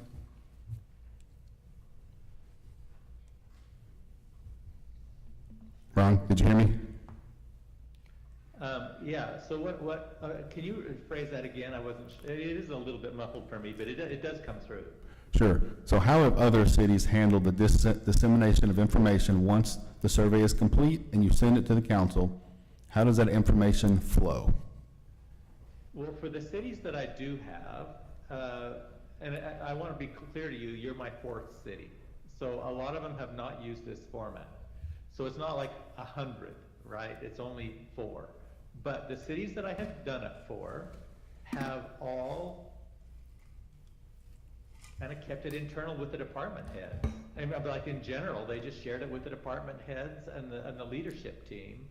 But they did make all of the slides available that kind of had the overall, like the mayor even published it on their website. And you could go and see the results of all the city, you know, to see. So they made it public information. In the last one that I just did, and I was showing you their results. And so I think, I don't see really with the information that we have here that there's anything that is passed in such a way that it's highly sensitive about an individual or a person, right? It's in general, where should the city focus so that city employees can have their concerns addressed? You know, it's like, what are the priorities among city employees? And individually, every employee may have differences of opinion, but collectively, you can see where the city employees do have concerns that ought to be addressed. And it just makes it super efficient. When I presented to my last city, this is the one I'm showing you the results for. As soon as I presented the results to the mayor and council, the city manager, and we shared the results with him first, that's the way it worked. But he just said, now, as a result of these, this is our first plan, this is our second plan, and this is our third plan to address the needs of the city staff. And then the city manager was pretty prepared to move forward, and it, you know, and they agreed with the direction of the city manager in that case. But it could go a different direction. In their case, that's how it went. Okay, thank you, Ron. Ron, other highlights you want to hit for us? We sort of interrupted your walkthrough. Oh, on me? Yeah, any other highlights you want to hit on the survey for us? Yeah, I can show you a few things. So the basic walkthrough is this way. Okay, for the survey itself, the survey has really 4 major sections. There are happiness indicator, in other words, would they refer a friend to work for the city? Is the city going in the right direction or the wrong direction as far as a place to work? And is it a better place to work than other cities around? So those are 3 happiness indicators. But we also have others, like what is your motivation at the start of each new day? And how long do you plan to stay employed by the city? You know, a year or 2 years, you know, we have a range there for them to choose from. So you can get an indication of your likely turnover, and you can also get an indication, and a department head could get an indication of likely turnover. And you could also get an indication of, are we going in the right way or the wrong way as a department? Then we have 30 attributes that we prioritize. And I'm going to show you, this is like the work-life harmony question. And we have 6 questions about work-life harmony. And we find out which one is most important to employees. In this particular city, balance between personal and professional life is really important, as was a positive team environment. But on the other hand, most employees thought the city was doing pretty well on that attribute. A workload you can manage was also pretty important, but there were many who felt that there was an issue. So this is the way it works. We're going to have 5 different areas. What are they at? Do I show them all here? Issue prioritization. Yeah, we have engagement and meaning is one of the topics that we go into depth. It feels welcoming and safe to work for the city. We have 6 attributes there. We have 6 dealing with growth and autonomy, 6 dealing with teamwork and work-life harmony, and 6 dealing with leadership.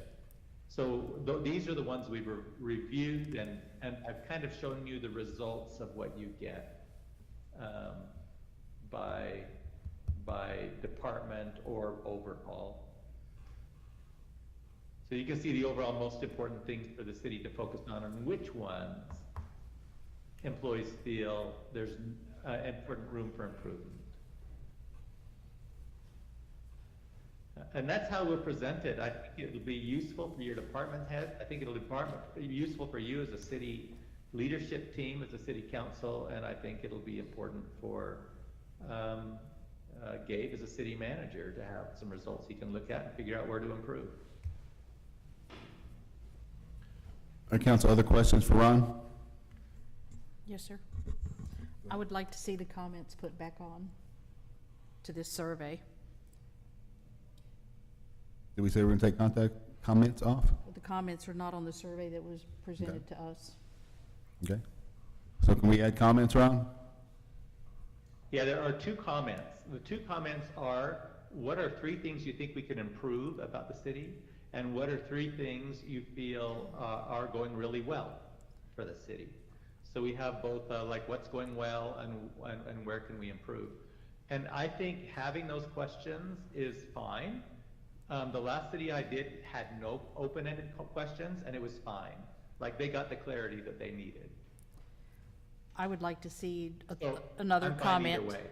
I'd like to see another comment added where they could just write whatever they want without having to have any sort of direction of what we want inside that comment box. So additional comments? Ron, did you hear that? You hear Cindy's question? What was that again? Go ahead, Cindy. I said I would like to see just an additional comments box where they have no direction, if it's just anything that they feel like they need to. Do you have anything else to share with city leaders? Just Yes. that? Yeah. You know, that was how we originally had it, with just that one question at the end. And with some comments, we added 2, one that was a positive and one that was a little bit more area for improvement. But I am fine. I think we need to keep, it might be longer to add a 3rd one. Should we remove one of the questions that we have a comment on? I mean, it doesn't have to be required. They can add it, they can complete it if they wish. Yeah. I think we can have that be optional, and I like that idea, where we have then the 3 comments that are possible. One is, do you have anything to share? And then the others are optional, but what are 3 areas for improvement that you see, and what are 3 things you think we're doing well? All right, great. Council, other questions That's for? a logical, that's a good solution, and it could simplify some things for employees. Okay. Council, other questions for Ron? Not so much Ron. One, I'd like to hear from each one of the directors here to see if they think this is headed in the right direction, and will it, do you think it'll help? Are you all good with the questions and stuff? Reviewed them. I'm good with the questions, yes, sir. Sure. Yes, Ellen? I'm good with them. Great.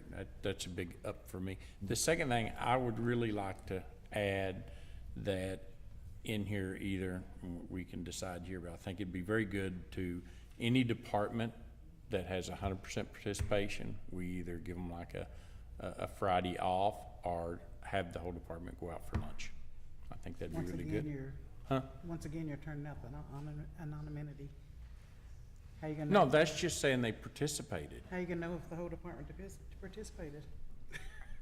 Well, I mean, I don't. I mean, I'm just saying, I'm Yeah. asking questions, okay, Yeah, because that's what the yeah. employees are gonna say. They're not gonna tell their true feelings or exactly how it is unless it's completely anonymous, and I don't blame them. Yeah, well, I guess the overall question is, how can we ensure high rate of compliance or of response? Do you know, here is what one city did that was particularly well. So I've done it before, I mentioned, and we got about 40 to 50% response rate on 2 of them. One of them got 95% response rate. And the way they got 95% response rate is they said, if we get to 80% participation rate, employees will get 2 free days off. And if we get to 90, every employees will get 4 days off. Now, that's how they did it. And it was motivation enough for many employees. Also, some of them were donating them to someone who had a problem, and a wife got injured, and they were donating time off to this other employee. It was a very thoughtful thing, but it is something you may want to consider, something along that line. It seems to work well. All right, so that's a way of ensuring anonymity because it's not department-based, it's just the entire city. So entire city is, You'd have to go by the whole amount. right, just the total city. We get 80% of the total city, or 75, whatever number we choose. I would like the staff to go by and think of what we could do to incentivize, what we could offer. We offer a day off? I don't know, it's up to y'all. What do y'all think? What could we offer if we get, pick a number, 75?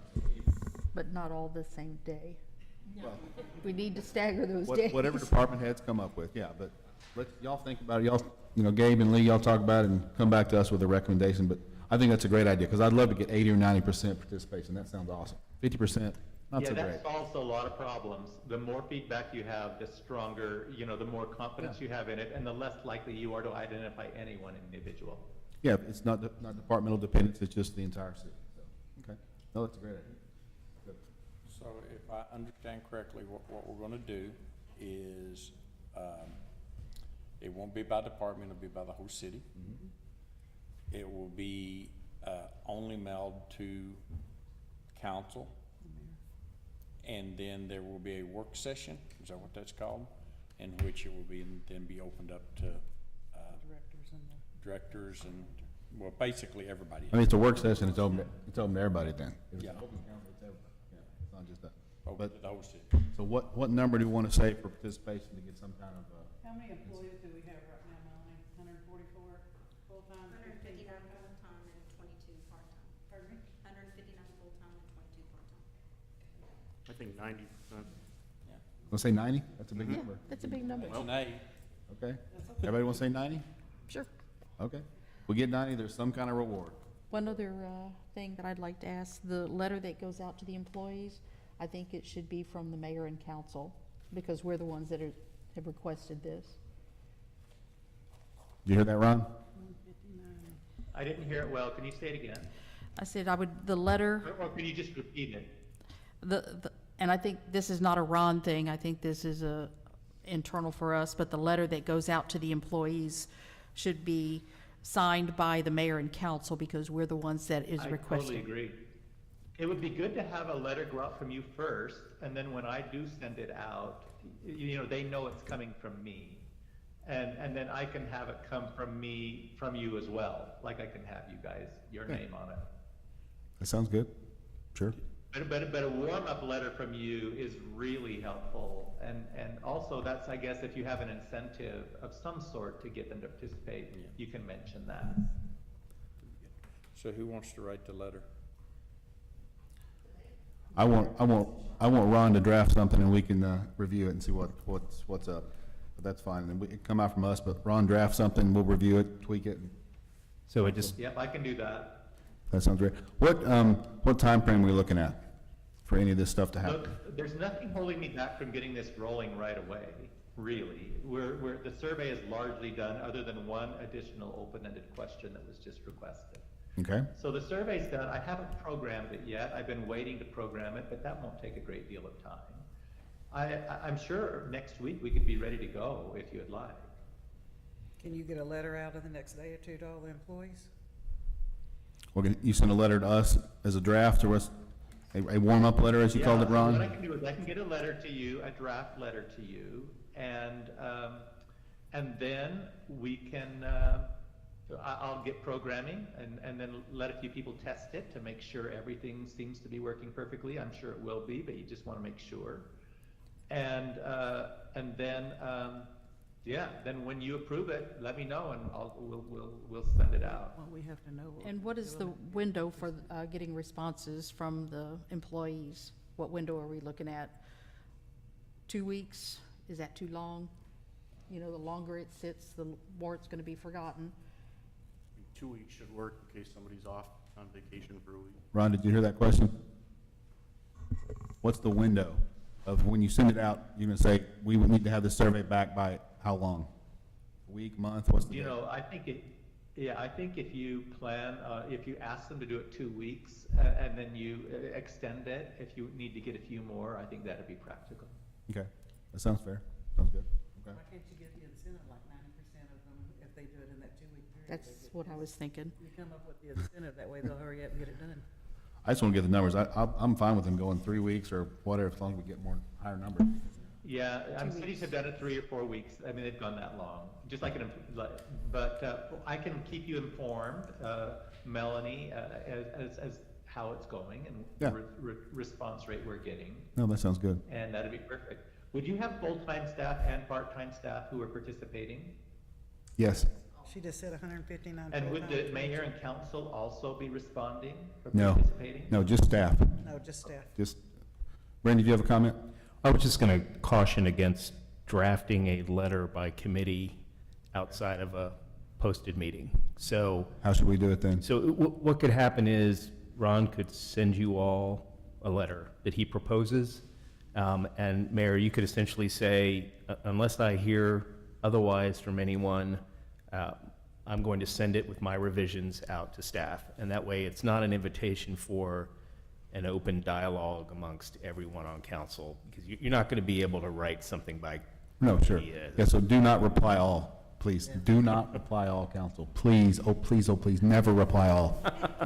So, and that's sort of what you just said, Bryn? Yeah, that's right, Okay. yes. Bryn said it nicer than I It did. should be part of the invocation every meeting, but I can't get my way. I got you. If you want, I'll send that letter to Melanie and I'll have her coordinate with you to let me know. No, that sounds perfect, Ron. Okay. Other questions, council? I do have a request for a member of the audience to speak on this, so any other questions, council, before I? Mr. Sinclair? So, Right? Oh, go ahead. I was going to ask Ron to recap real quick, or confirm. We're going to strike the 2 questions about part-time, full-time, and department. Can you hear me?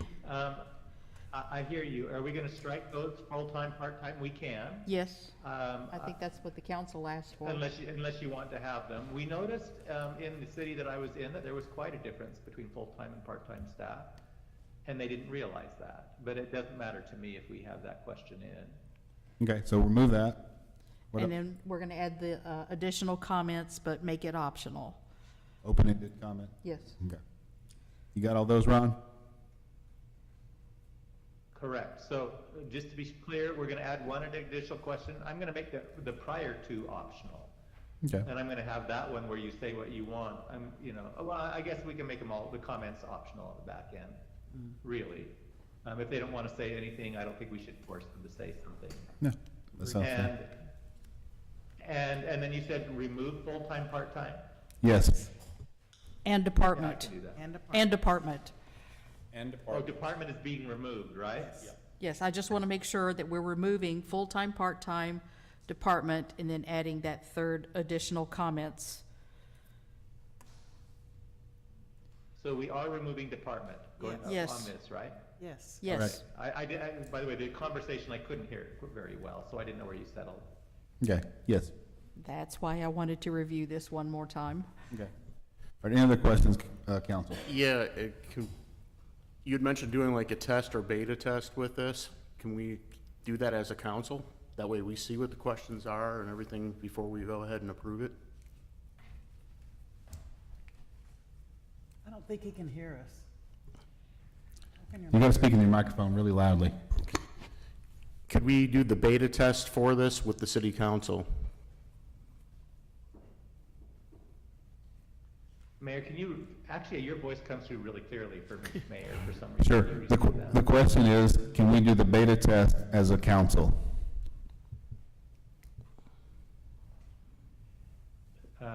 Sorry, again? Can we do the beta test? You said you were going to verify this, make sure it works. The beta test, you bet. Yeah, for sure. Okay, good. Any other questions, council? And my apology, we do not have a citizen request on this. I didn't have my glasses on, I couldn't read it, so, sorry. I won't forget, though. All right, so I think we're good. If, any other questions for Ron, before we let him go? You good? We're good? Hey, thank you, Ron, appreciate your help. Okay, you bet. Thank you. Thank you. See you at TML. All right, so we have consideration action, so I will entertain a motion on this. We have to approve this. Mayor, I make a motion that we approve it as presented. Okay, I second it. got that? All right. Please cast your votes. Hit the screen.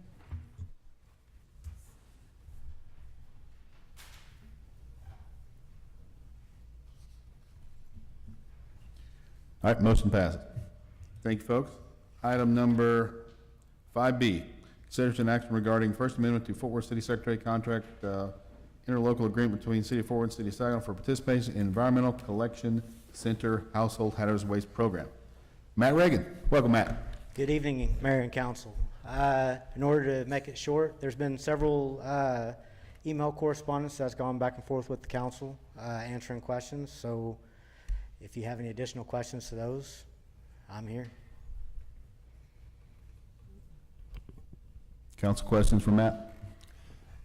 I'd just say, like to say one thing, Matt, I really appreciate you putting up with at least me and answering all my questions. Really appreciate it. I'm here to answer those questions. Yeah, so good. This is what Good answers, so great job.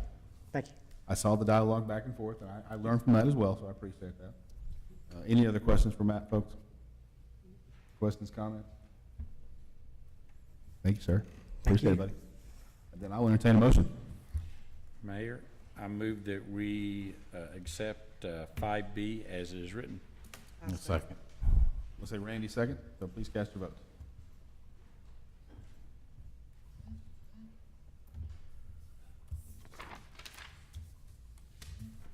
Motion passes. Thank you, guys. Appreciate the follow-up. All right, item number 5C, consideration action regarding the multi-pet permit and permit for fostering of dogs and cats. Joe Stout, Chairman of Animal Shelter Advisory Committee. Welcome, sir. Good evening, and thank you. Can you hear me okay? I didn't know if with all the technology changes, if we lost anything there. The Animal Shelter Advisory Committee began working on a draft multi-pet ordinance and a draft foster ordinance in our May meeting. You know, first thing we did was review similar ordinances from several different cities.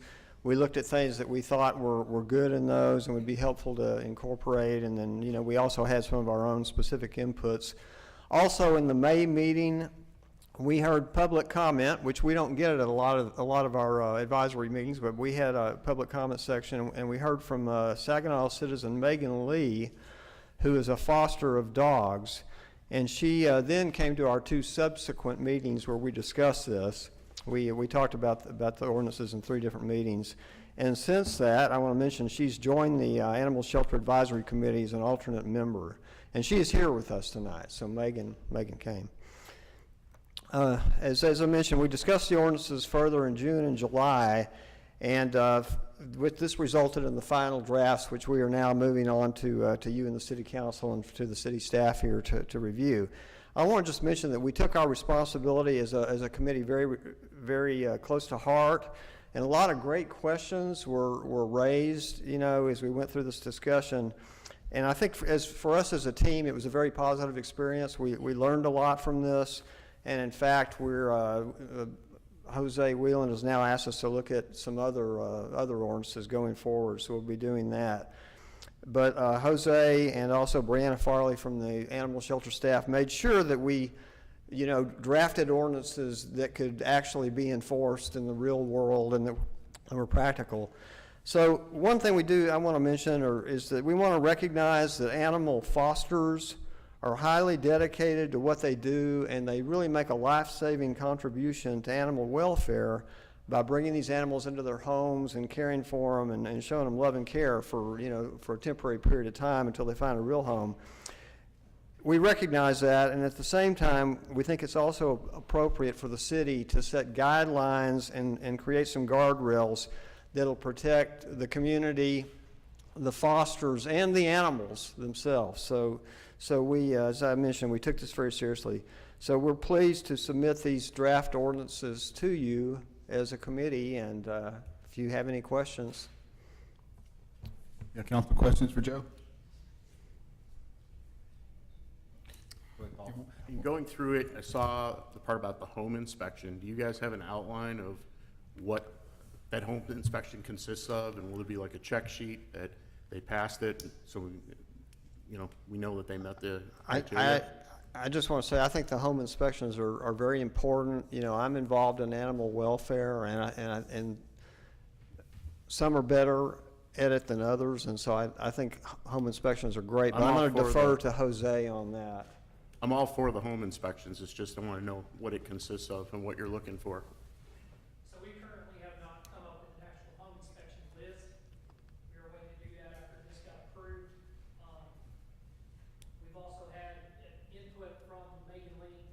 She's actually volunteered, if this comes forward, to be one of our inspectors, kind of helping them patrol out, or possibly using our volunteers to do the inspection, so that way it alleviates some of the workload on us, and the animal control officers. But if this moves forward, we will come up with a inspection checklist that the homeowners or tenants are gonna have to abide by. Will this be a paper copy that both the animal shelter and the homeowner signs? It will be a duplicate copy. That way we keep one originally on file at the shelter. The tenant or the homeowner will get a copy of it also. Since we do have a lot of rental properties here inside the city limits, we even make it a triplicate form. That way we can give it to the rental department team, so that way they have it in their records. And this is also for regular homeowners, not just rentals, right? Correct. This is gonna be for anybody applying for a foster permit. So whether it be an actual homeowner or a rental property. And what is the maximum number of animals that any individual can have in their home? Whether it's the animals that we allow for our city ordinance plus the foster? Currently, our city ordinance only allows 5 animals, whether it be 3 dogs and 2 cats, or 3 cats and 2 dogs. With the multi-pet permit, we're talking about eliminating the combination, making it 5 total animals. If they want to apply for a multi-pet permit, they're allowed 2 additional animals on top of that, so they would be allowed to have 7 animals total at their property. That does not include chickens. Maybe y'all know we're allowed 6 chickens. So with that being said, any residential property that applies for a multi-pet permit can have up to 13 animals on their property.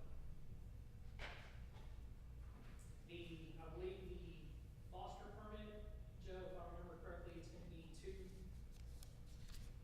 foster permits, or 2 foster adult animals, or no more than 2 litters of puppies or kittens.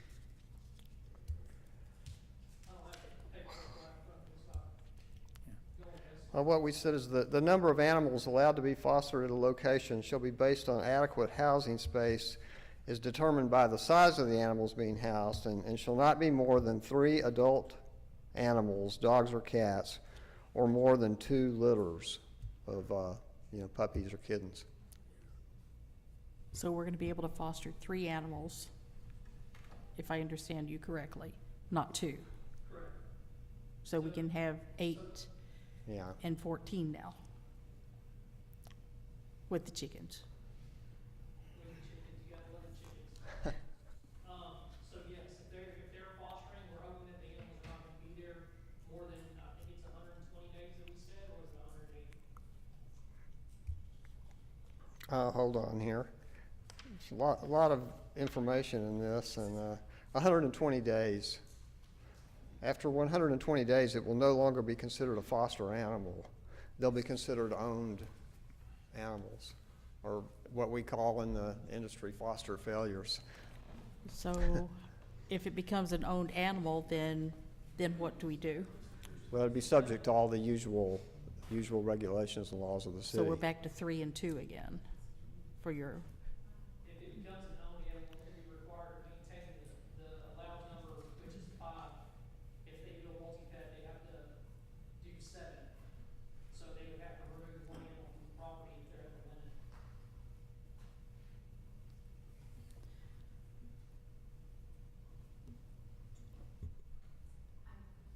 Yes, Mary, go ahead. You said you looked at other ordinances in other cities, which is common. Are there very many cities that do have the multi-pet permit and the foster permit? Yes. in I our would definitely area, say it's to the pretty common. multi-pet, here in the Metroplex, a lot of cities have a multi-pet permit. Okay. And I believe if this gets approved, you may have a rush of applicants for either the multi-pet or the foster. Well, we hope so, because we want And people to comply. That would help, you know, our population. But Can I add something to that? Sure.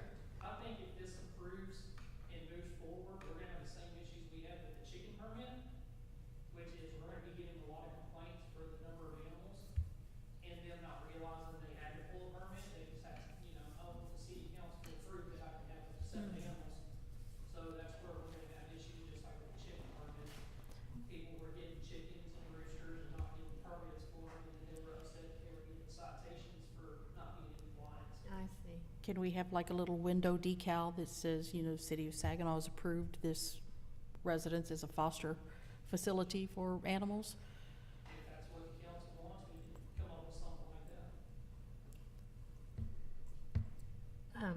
So if you do have a rush of applicants for either or both of those, it might put a strain. You said you might have some volunteers, but I think that would slow down in a period of time. You know, you might have that rush of applications in the beginning.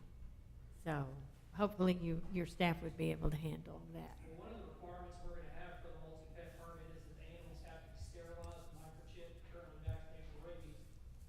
A lot of the people probably are not gonna wanna have to do the microchipping with sterilization, so that may put a slowdown on that one. Are we also gonna require that these foster families get animals from our animal shelter first? So we're gonna have what's called an approved animal rescue, or approved rescue organization. So they would have to contact the city of Saginaw, they would have to be on one of our approved lists. That they would be able to, foster for that group. And they have to be affiliated with a 501c3 organization that they're fostering for. You know, it's interesting, Councilwoman, that you bring that up, because it's one of the things that we talked about quite a lot. But, you know, as I made the comment, you know, the people that do the fostering are really doing a service, you know, not only to the animals, but to the cities. And so we didn't want to make this too difficult or too limited that you can only foster from the city of Saginaw, because we don't think that would work. Well, I'm just trying to help the overcrowding problem that we face. Well, one of the requirements we're gonna have, council, is that the animal shelter, or the rescue group that they're fostering for is gonna have to write a letter stating that they're an approved foster, and if they give them permission to foster those animals for that rescue group. If we do not have that letter, then they're not gonna be able to pull the permit.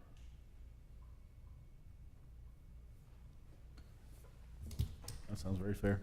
Other questions, Council? Yeah, I got two. So when I don't know whoever replied back, but I had a bunch of questions and you guys answered them, and I really appreciate it. I think that these two ordinances definitely move us in a good direction. And second thing, I'd just like to say, I am very pleased to see the Animal Advisory Committee being active. This year, it's a testament to you guys. Please keep it up. I'd like to see you guys doing a lot more of this in coming year. So that's what the committees are for. You know, you guys this year have shown, you know, by doing this and stuff, that it's working. So appreciate it. Thank you. And I appreciate the committee coming forth to the council to Yep. discuss this. you know, Awesome. Any other Which questions is what for we Joe? asked for.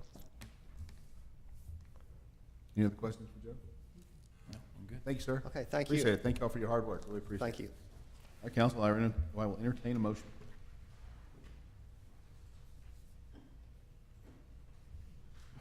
Go ahead.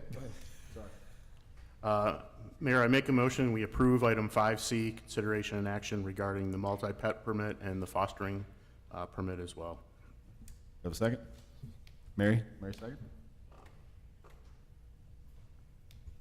Mayor. Yes, sir. Could I just ask for clarification? Yes, sir. So is the vote to approve essentially direction for us to prepare the ordinances and review them and bring them back? Because candidly, I haven't reviewed the ordinances. Okay. It is on here as consideration and action, so is action not needed? Is that my question? Action is not needed to just give direction. Okay. Action is only needed to adopt the ordinances once they're ready. There's nothing wrong with voting on it, but I just wanted to make sure for everyone's benefit, you're not voting to approve these ordinances, I hope, tonight, because I haven't had an opportunity. I got you. So thank you for clarifying. So we're just providing direction. And want to go forward? Want them to go forward? I think we all want them to go forward with this. So.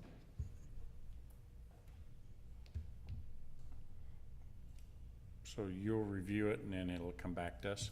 That's right. Now, I'll put it in final form. That's right. All right, thank you. Thank you, Brent, for clarifying that. All right, so Mayor Pro Tem must excuse herself on 5D and E. Please help me remember to go get her so we don't forget. I don't want to leave Valerie back there. So 5D, consideration action regarding ground lease with Triton Saginaw LLC for property at 400 South Saginaw Boulevard. We'll start with Brent. So items 5D and 5E can really be taken together. Okay. They're interrelated. We've changed some of the deadlines associated when full substantial completion is required. Does council want me to go through the deal points? They really haven't changed since the original version was approved. Would you just hit the high points, please? Certainly. So there is a quarter-acre lease that is essentially. Keep going. Brent. There's a quarter acre that essentially is required to be leased because it was formerly parkland. It's a 39-year lease that's being proposed, and the remainder of the property, after a diligence search, does not appear, there's no record of it ever being encumbered as a park, and therefore it contemplated that it would be sold to this group in order to develop it for a multi-restaurant site together with a stage and an open area. So I'll just go through the deal points quickly. Conveyance of the property would be no sooner than 90 days from the execution of the 380 agreement. So in other words, once it's fully executed, there's a 90-day waiting period for the developer to do some due diligence, and they're not required to take it after the 90-day period. If the company wants title insurance to the property, they're responsible for securing it. We have agreed to convey an older model fire truck, which is contemplated to be replaced by no later than June 1st of 2024. That's the conservative estimate as to when the fire department would accept delivery of a newer state-of-the-art vehicle. But I added in language that essentially allowed us to kick that can down the road indefinitely while we waited for the replacement fire truck to arrive. The company is required to develop at least and build at least 2 of the 3 restaurants in their group of restaurants. They all have to be one of the restaurants from the restaurant group. Okay, you all may be familiar with the website, and there's approximately 9 or 10 total restaurant options. One of which is required to be Twisted Root, and they need to deliver these 2 restaurants in a beer garden and stage by the sooner of 12 months following conveyance of the property. And remember, that's a 90-day waiting period, or December 31st, 2024, whichever is sooner. Okay, so the anticipated completion for the beer garden stage and at least 2 of the 3 restaurants, one of which has to be Twisted Root, would be the very end of next year. That's what we're looking at. The company is also required to make a capital investment on the property of no less than $2.5 million. Okay, so they will have skin in the game, right? So you're going to have to secure lending for that, but they're required to make that capital investment. Once substantial completion occurs, and as I said, substantial completion is delivering at least 2 restaurants and the beer garden and stage, and the company is entitled to a grant payment from the city of at least $150,000 towards the cost of utility improvements to power the site that they say they need. It's a $150,000 grant if 3 restaurants are built, or a $100,000 grant if 2 restaurants are built. The city agrees upfront to waive all building permit fees for initial construction. So it's not an ongoing indefinite waiver of building permit fees, it's just to get the initial restaurants and improvements onto the ground. If substantial completion is not met by the deadline, so as you all know, we would be conveying title to the property. There is no reverter to title for the property if they fail to meet the guidelines. And the basis for that, as the operator has explained, is a reverter is going to prevent them from securing bank funding for the property. The bank wants a security interest that can't be extinguished in a couple of years if they fail to meet the deadline, okay? That's a policy decision. It's really up to you all how you want to proceed, but that's the reality of it. So what the protections that we've built in to make sure this is a restaurant location is, you all approved plan development zoning for this property and froze essentially the development plan that they submitted as what is permissible to be placed on the property.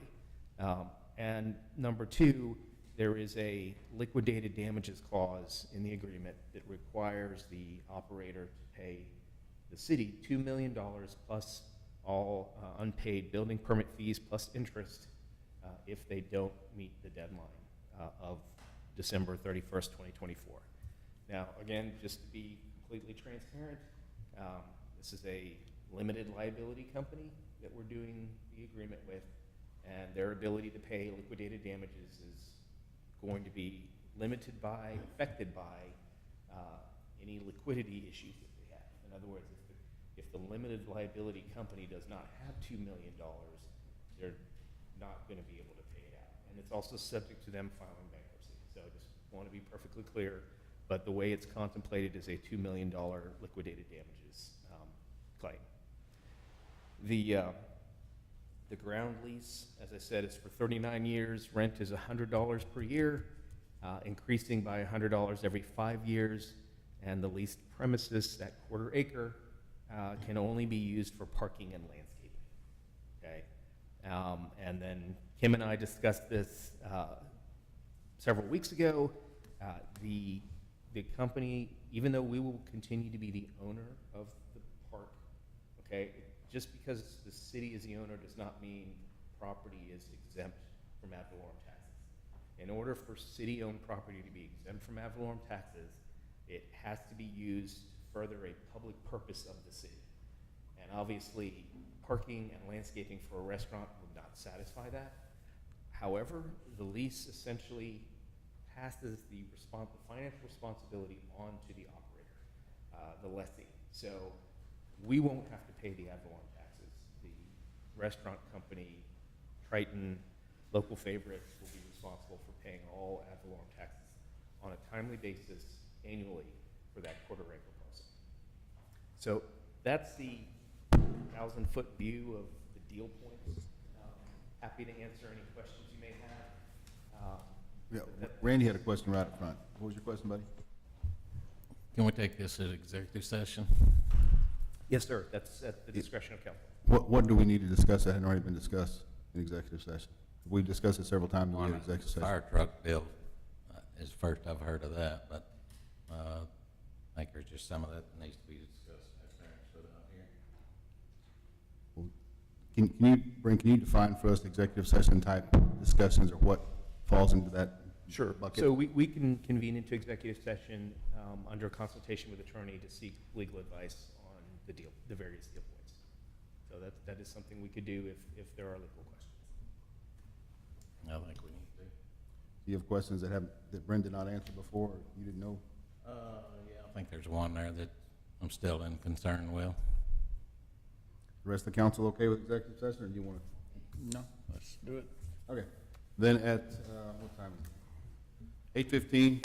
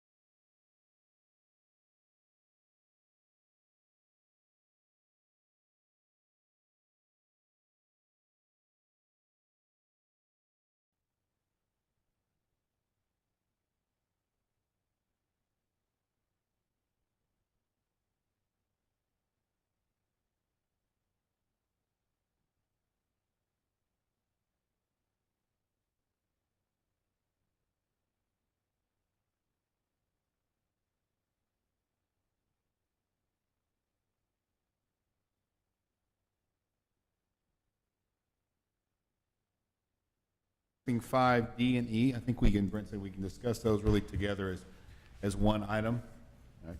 So we heard Brent's walking through the deal point, excuse me, the summary of the deal point. Other questions and comments? Brent, anything else you want to add?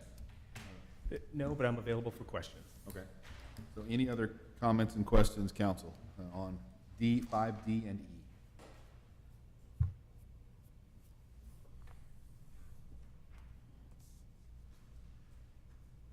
If there are no questions, then I will entertain a motion. Do we need to make a motion for each one? What should we do? You can make a single motion for both, or one for each. Because candidly, if one is approved and the other one fails, it kind of jeopardizes the whole thing anyway. I'll entertain a motion for both 5D and E. Mayor? Make a motion, we approve items 5D and 5E, which is consideration of the ground lease with Triton Saginaw, and the 380 agreement with Triton Saginaw as well. Okay, do I have a second? Oh, Nick, thank you. Please cast your vote. Let the record reflect that Mayor Pro Tem is abstaining from this discussion and this vote. So we got to fix that.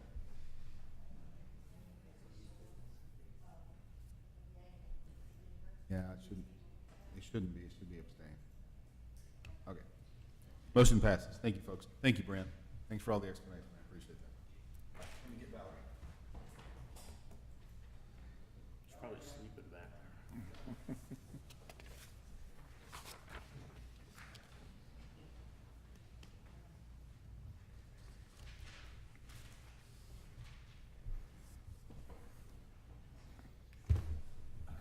So I'm guessing that item 5F, consideration action regarding use of Parks Donation Fund for 2023 Holiday Drone Show. Pedro Zambrano. Thank you, Mayor and Council. Good evening. I'll be short. So it was 104 degrees today. That's the high. And we're talking about Christmas. So we're just like Big Lots. They already have Christmas lights out. So a quick background. Last year we had 150 drones perform roughly about a 9-minute show. We got good feedback from our residents. And this year we brought it back to the Parks Board, and they unanimously approved the purchase for 150 drones for a 12-minute show for $24,000. If you have any questions regarding the Parks Board, the Parks Board president is here. And with that, I'll take your questions. You're going to do the same place at Willow Creek? Yes, Willow Creek, same place. Do we want to hear from the chairman of the Parks Board before we make anything else first? Come on, Brack, why don't you come up? Thank you, Mayor, Council.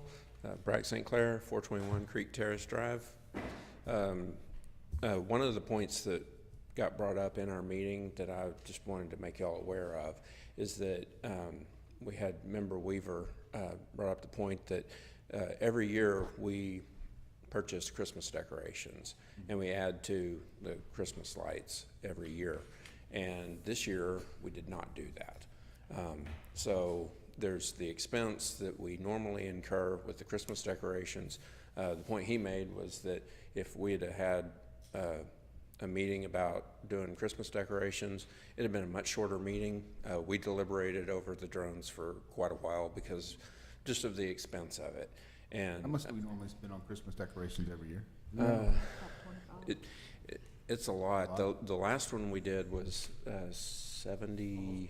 Those big displays that can vary from 35 to 60, 70,000. Like how much do we spend each year? So each year we usually spend between $20,000 and $50,000 a year on the Christmas. Beautification committee kicks in as well. Correct. Yeah. I think the beautification committee kicks in some of that. Occasionally we'll go in well. partners with them, especially on the bigger ones. Just $70,000 display is a lot to deal with, so we'll usually split with beautification on that. But anyway, I just thought that was a good point that he made. It helped my deliberation on it, that this is something that's coming from the donations. This is something that the residents largely, I don't remember seeing any negative response on the drone show. It is something that I brought up, that I told the other members that we need to be cautious about suggesting this every single year, and we don't need to make it bigger every single year and just incur a bigger expense every time. But the deliberation process was really good for us, and bringing it down to, well, we didn't do any Christmas decorations, so let's move forward with a drone show and make that recommendation to council. Any questions for Brack? Yeah, Mary, go ahead. You said the one last year was 9 minutes. Mhm. So is this one also 9 minutes? This one's 12. Yeah, That's even so better. we're extending it a little bit. Yeah. And I've just, everyone I saw there was just in awe, and they just loved it. And I thought it was great. yeah. I'm for it for sure. I think I saw something about sponsorship. Maybe it's something we solicit and one of the displays at the end, thank you, you know, they're sponsored by, might be a way to defer some of this cost. Pedro might be able to put a little more light on that and kind of give you some more background, but that is a suggestion that was made as well, to kind of help offset some of that cost. I have two questions. First one was, what did we pay last year? It was 20. 20, okay. For I the was thinking it was 9-minute. around 15, 20. Mhm. So this sounds like a good deal, because they have probably some of those drones already programmed into their system. Second thing is, one of the big problems that I saw last year was the PA system was not able to communicate, and we could not get people out of that area where the drones were. And so what are your plans to remedy that this year? I think that's probably more Pedro. Yeah, so we're teaming up with Public Works, our awesome department, and we're going to be roping out that area as soon as we find out from the Flylight Drones company where their location is going to be at for essentially the launch. FAA requires a 400-foot radius of protection, and we're going to team up with Public Works to rope that off. I think the day before, or? Yes, the day before, Yeah. Are you going to recruit our volunteers from CPA and CERT? to That's a assist with that? consideration. I think roping it off with construction, what's it, the plastic, the orange one? Yes, I orange, forgot what it's called. safety fence. We'll also have to put people. We'll have people there. Well, I mean, it takes some of the pressure off of you if you get your volunteers involved, and that's probably a low-risk area. We still have people that, you know, you put a barricade up, they're still gonna. Oh, I know. Yeah, You don't have somebody stationed there, they'll. We had somebody almost get tackled, so, last year, so we definitely want to have some good security there. But I know that the big complaint I heard is that the speakers were not pointed toward that part of the field, and they never heard, you know, the direction to leave the area. Yeah, that's something that we're gonna purchase in the future as a PA system. During the budget talks, that's one of the big ones. Considering the size of the event, I think we estimated like almost 2,500 people were in that vicinity. I don't know who were immediately in that area, but sound is absorbed by people, so we are gonna need a bigger system. And like Chairman St. Clair said, we're gonna make these events bigger. We have to get those costs down, and sponsorships are one of the suggestions that we are looking at to offset that cost.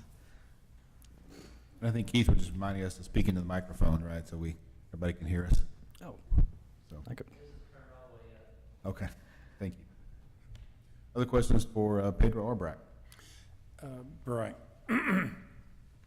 Yeah, $24,000 for 12 minutes, that's $2,000 a minute. Are we sure we couldn't spend that money better on some other amenity that would last longer and have more overall impact?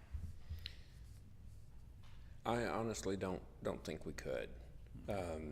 The response was overwhelmingly positive last year. It was a 9-minute show.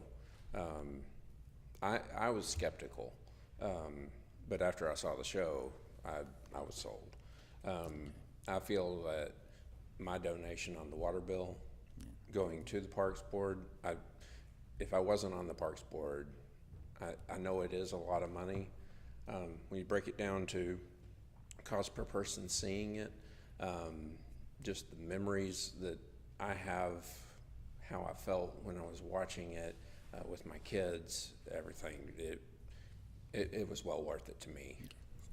People are still talking about it. Mhm. I mean, if we did a fireworks show, it'd be about the same cost, or very close to the same cost, right? The fireworks show And a higher for safety. July We is. probably couldn't do it there, actually, honestly, yeah, you're right. Well, I mean, as dry as it's been, don't foresee rain in the future. I just think this is the better route to go. I know it makes our fire department happy to have drones flying instead of fireworks, so you're right. And the fireworks display for 4th of July is more expensive than the 24,000.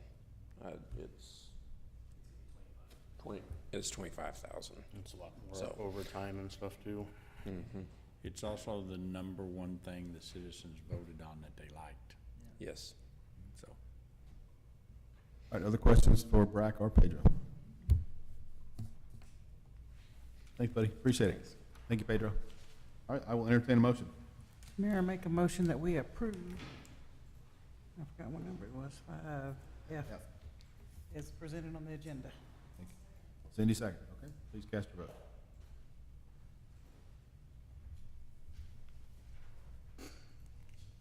And motion passes. Thank you, guys. Thank you, Brack. Please pass our thanks to the whole board. We appreciate y'all's hard work. We're on 5G, consideration action regarding employee retention incentive.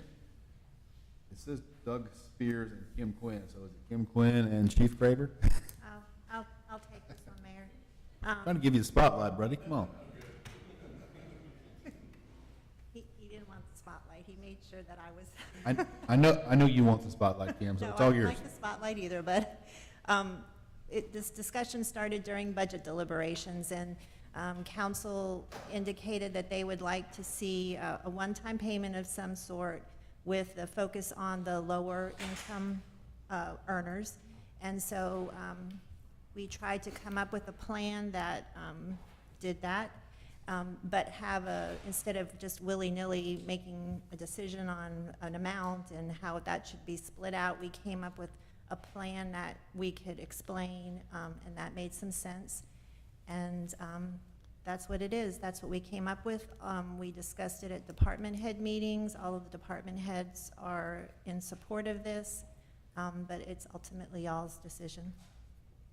I think Gabe sent it out about a week and a half ago, and so if there's any questions, we can answer them. But it's just the staff's recommendation for you, if that is still your inclination, to do the one-time payment for city employees. Yeah, and I'm glad we took the time to do it that way, that it came from our department heads and not from just us in the middle of a council meeting, sort of putting our thumb up in the air. But I'm glad that it came from the department heads who put some thought into it, so it would be more equitable and make employees happy and not cause any issues. So, go ahead, Don. I have a remark. Okay, so the way I understood it, the council, when we left after we were bickering and yelling and screaming and everything the last meeting, I was under the impression that the council wanted to give a one-time gift to our employees, and I think that we kind of stipulated around $4,000 a person. And so my concern is if we do this retention incentive after we already went public and it's on the video that we wanted to give them a gift, how's that going to look for us? Because there's so many things that the employees get told, and it starts a hostile environment, and it comes toward the council. And so we told them that we were going to give them a one-time gift of about $4,000, and now you're taking it away from them. And I don't think that that's a very good idea. Oh, you're not taking it away from them. You've still got the same lower part is still getting the, basically, I think Kim can tell me, I forget where it ended up right there, but I think they're still getting that, and some of them even getting a little more than that at the very bottom. And what it does is just that, But this is a goes gift. down, This- so. Well, I understand that, but this was a gift to them, just to give them And you it's even still said a gonna lump be. sum. It's still gonna be a gift, no. Okay, but what Still about the gonna be ones that aren't gonna get that $4,000 that they're expecting? Well, the more they make, the less they get, so. I mean, we talked about making something more equitable, and we discussed a lot of numbers, you're right, but we wanted the staff, because Chief Spears, if you remember, said, hey, let's slow down and think about this. He didn't want to make anybody upset by doing this, so I'm glad the department has put their brains together and came up with something that they thought was more equitable to everyone. So instead of us just in the heat of the moment, as you mentioned, saying, we're gonna give you this, but the staff thought about it and put some thought into it, and I'm glad what they come up with. I think it's, and Randy mentions a lot of folks will get 4,000. Not everybody, but some will, so, and then it just goes down. What about the part-timers that you're giving 2,000 to, and they're nowhere, there's, Well, they are part-time, so they don't get the big salary anyhow. Right. But they get something that's more equitable for their service, so. But, other questions?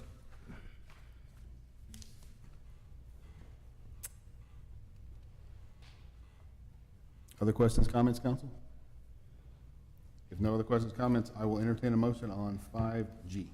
Make a motion that we pass 5G for the employee retention instead of Thank you. as posted by right. Kim and Doug Spears. Do I have a second? Paul, second? All right, please cast your vote.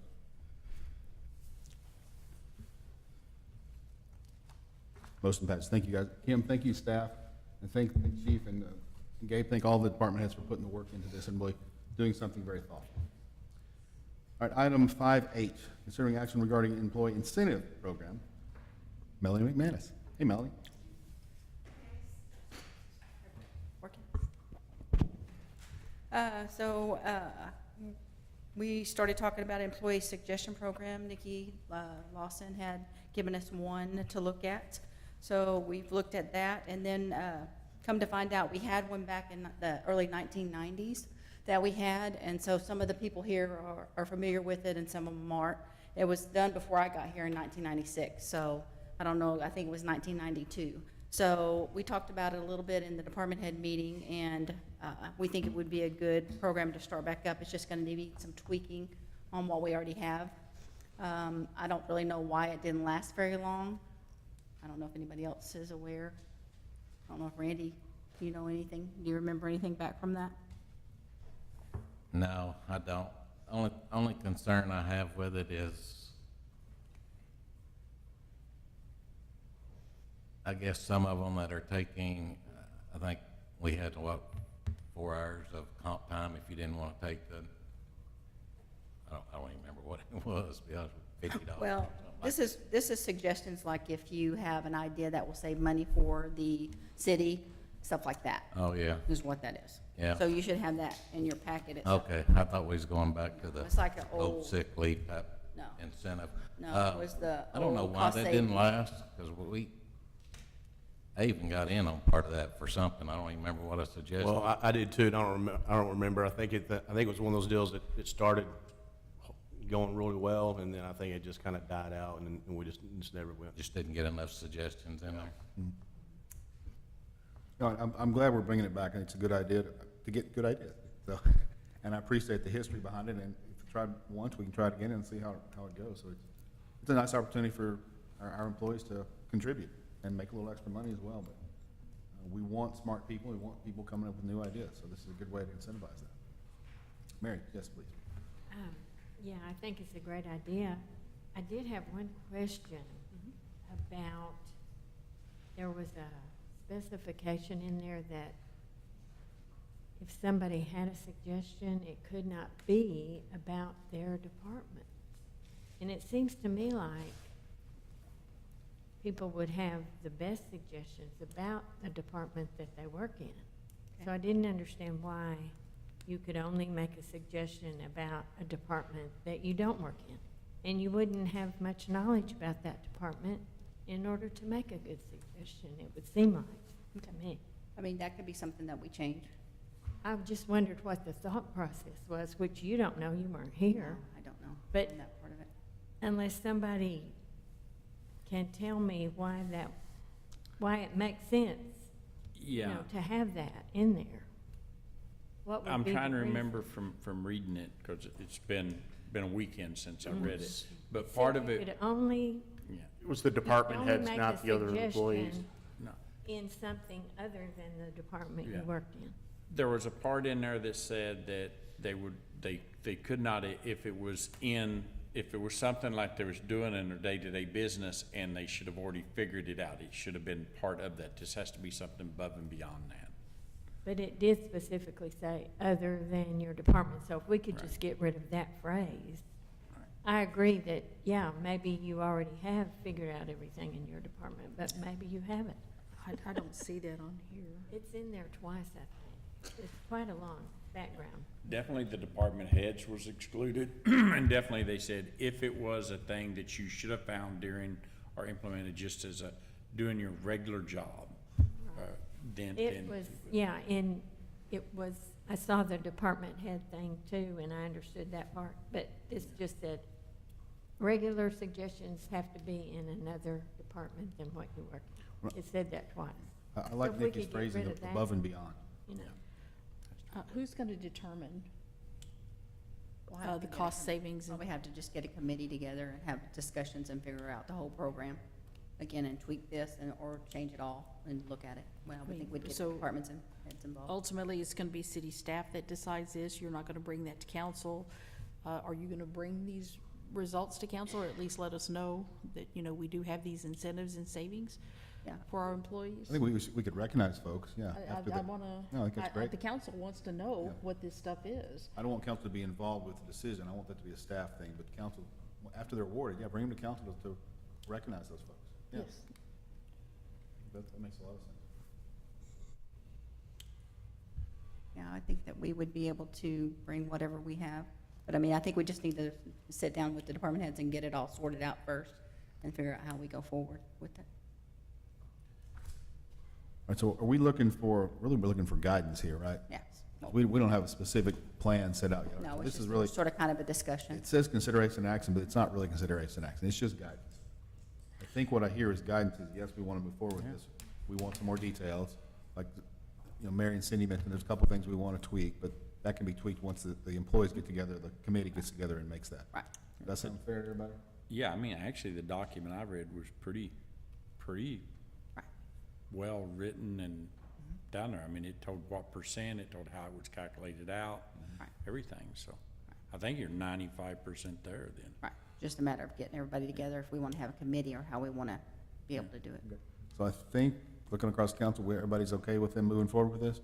We'll see the final document. Everybody's okay with giving them mailing direction to put together a committee and start working through the details? Everybody good with that? That's our guidance? Okay, everybody good? So we don't need a vote? So we're okay? We're okay. I think we're done. So, Thank you. that's it. Executive session, we've already done, so I will entertain a motion to adjourn. Mayor, I move we adjourn. Mayor, I move we adjourn. Paul? Second. Randy, second. Please cast your votes. Are we casting votes? Yeah, if it comes up, I will.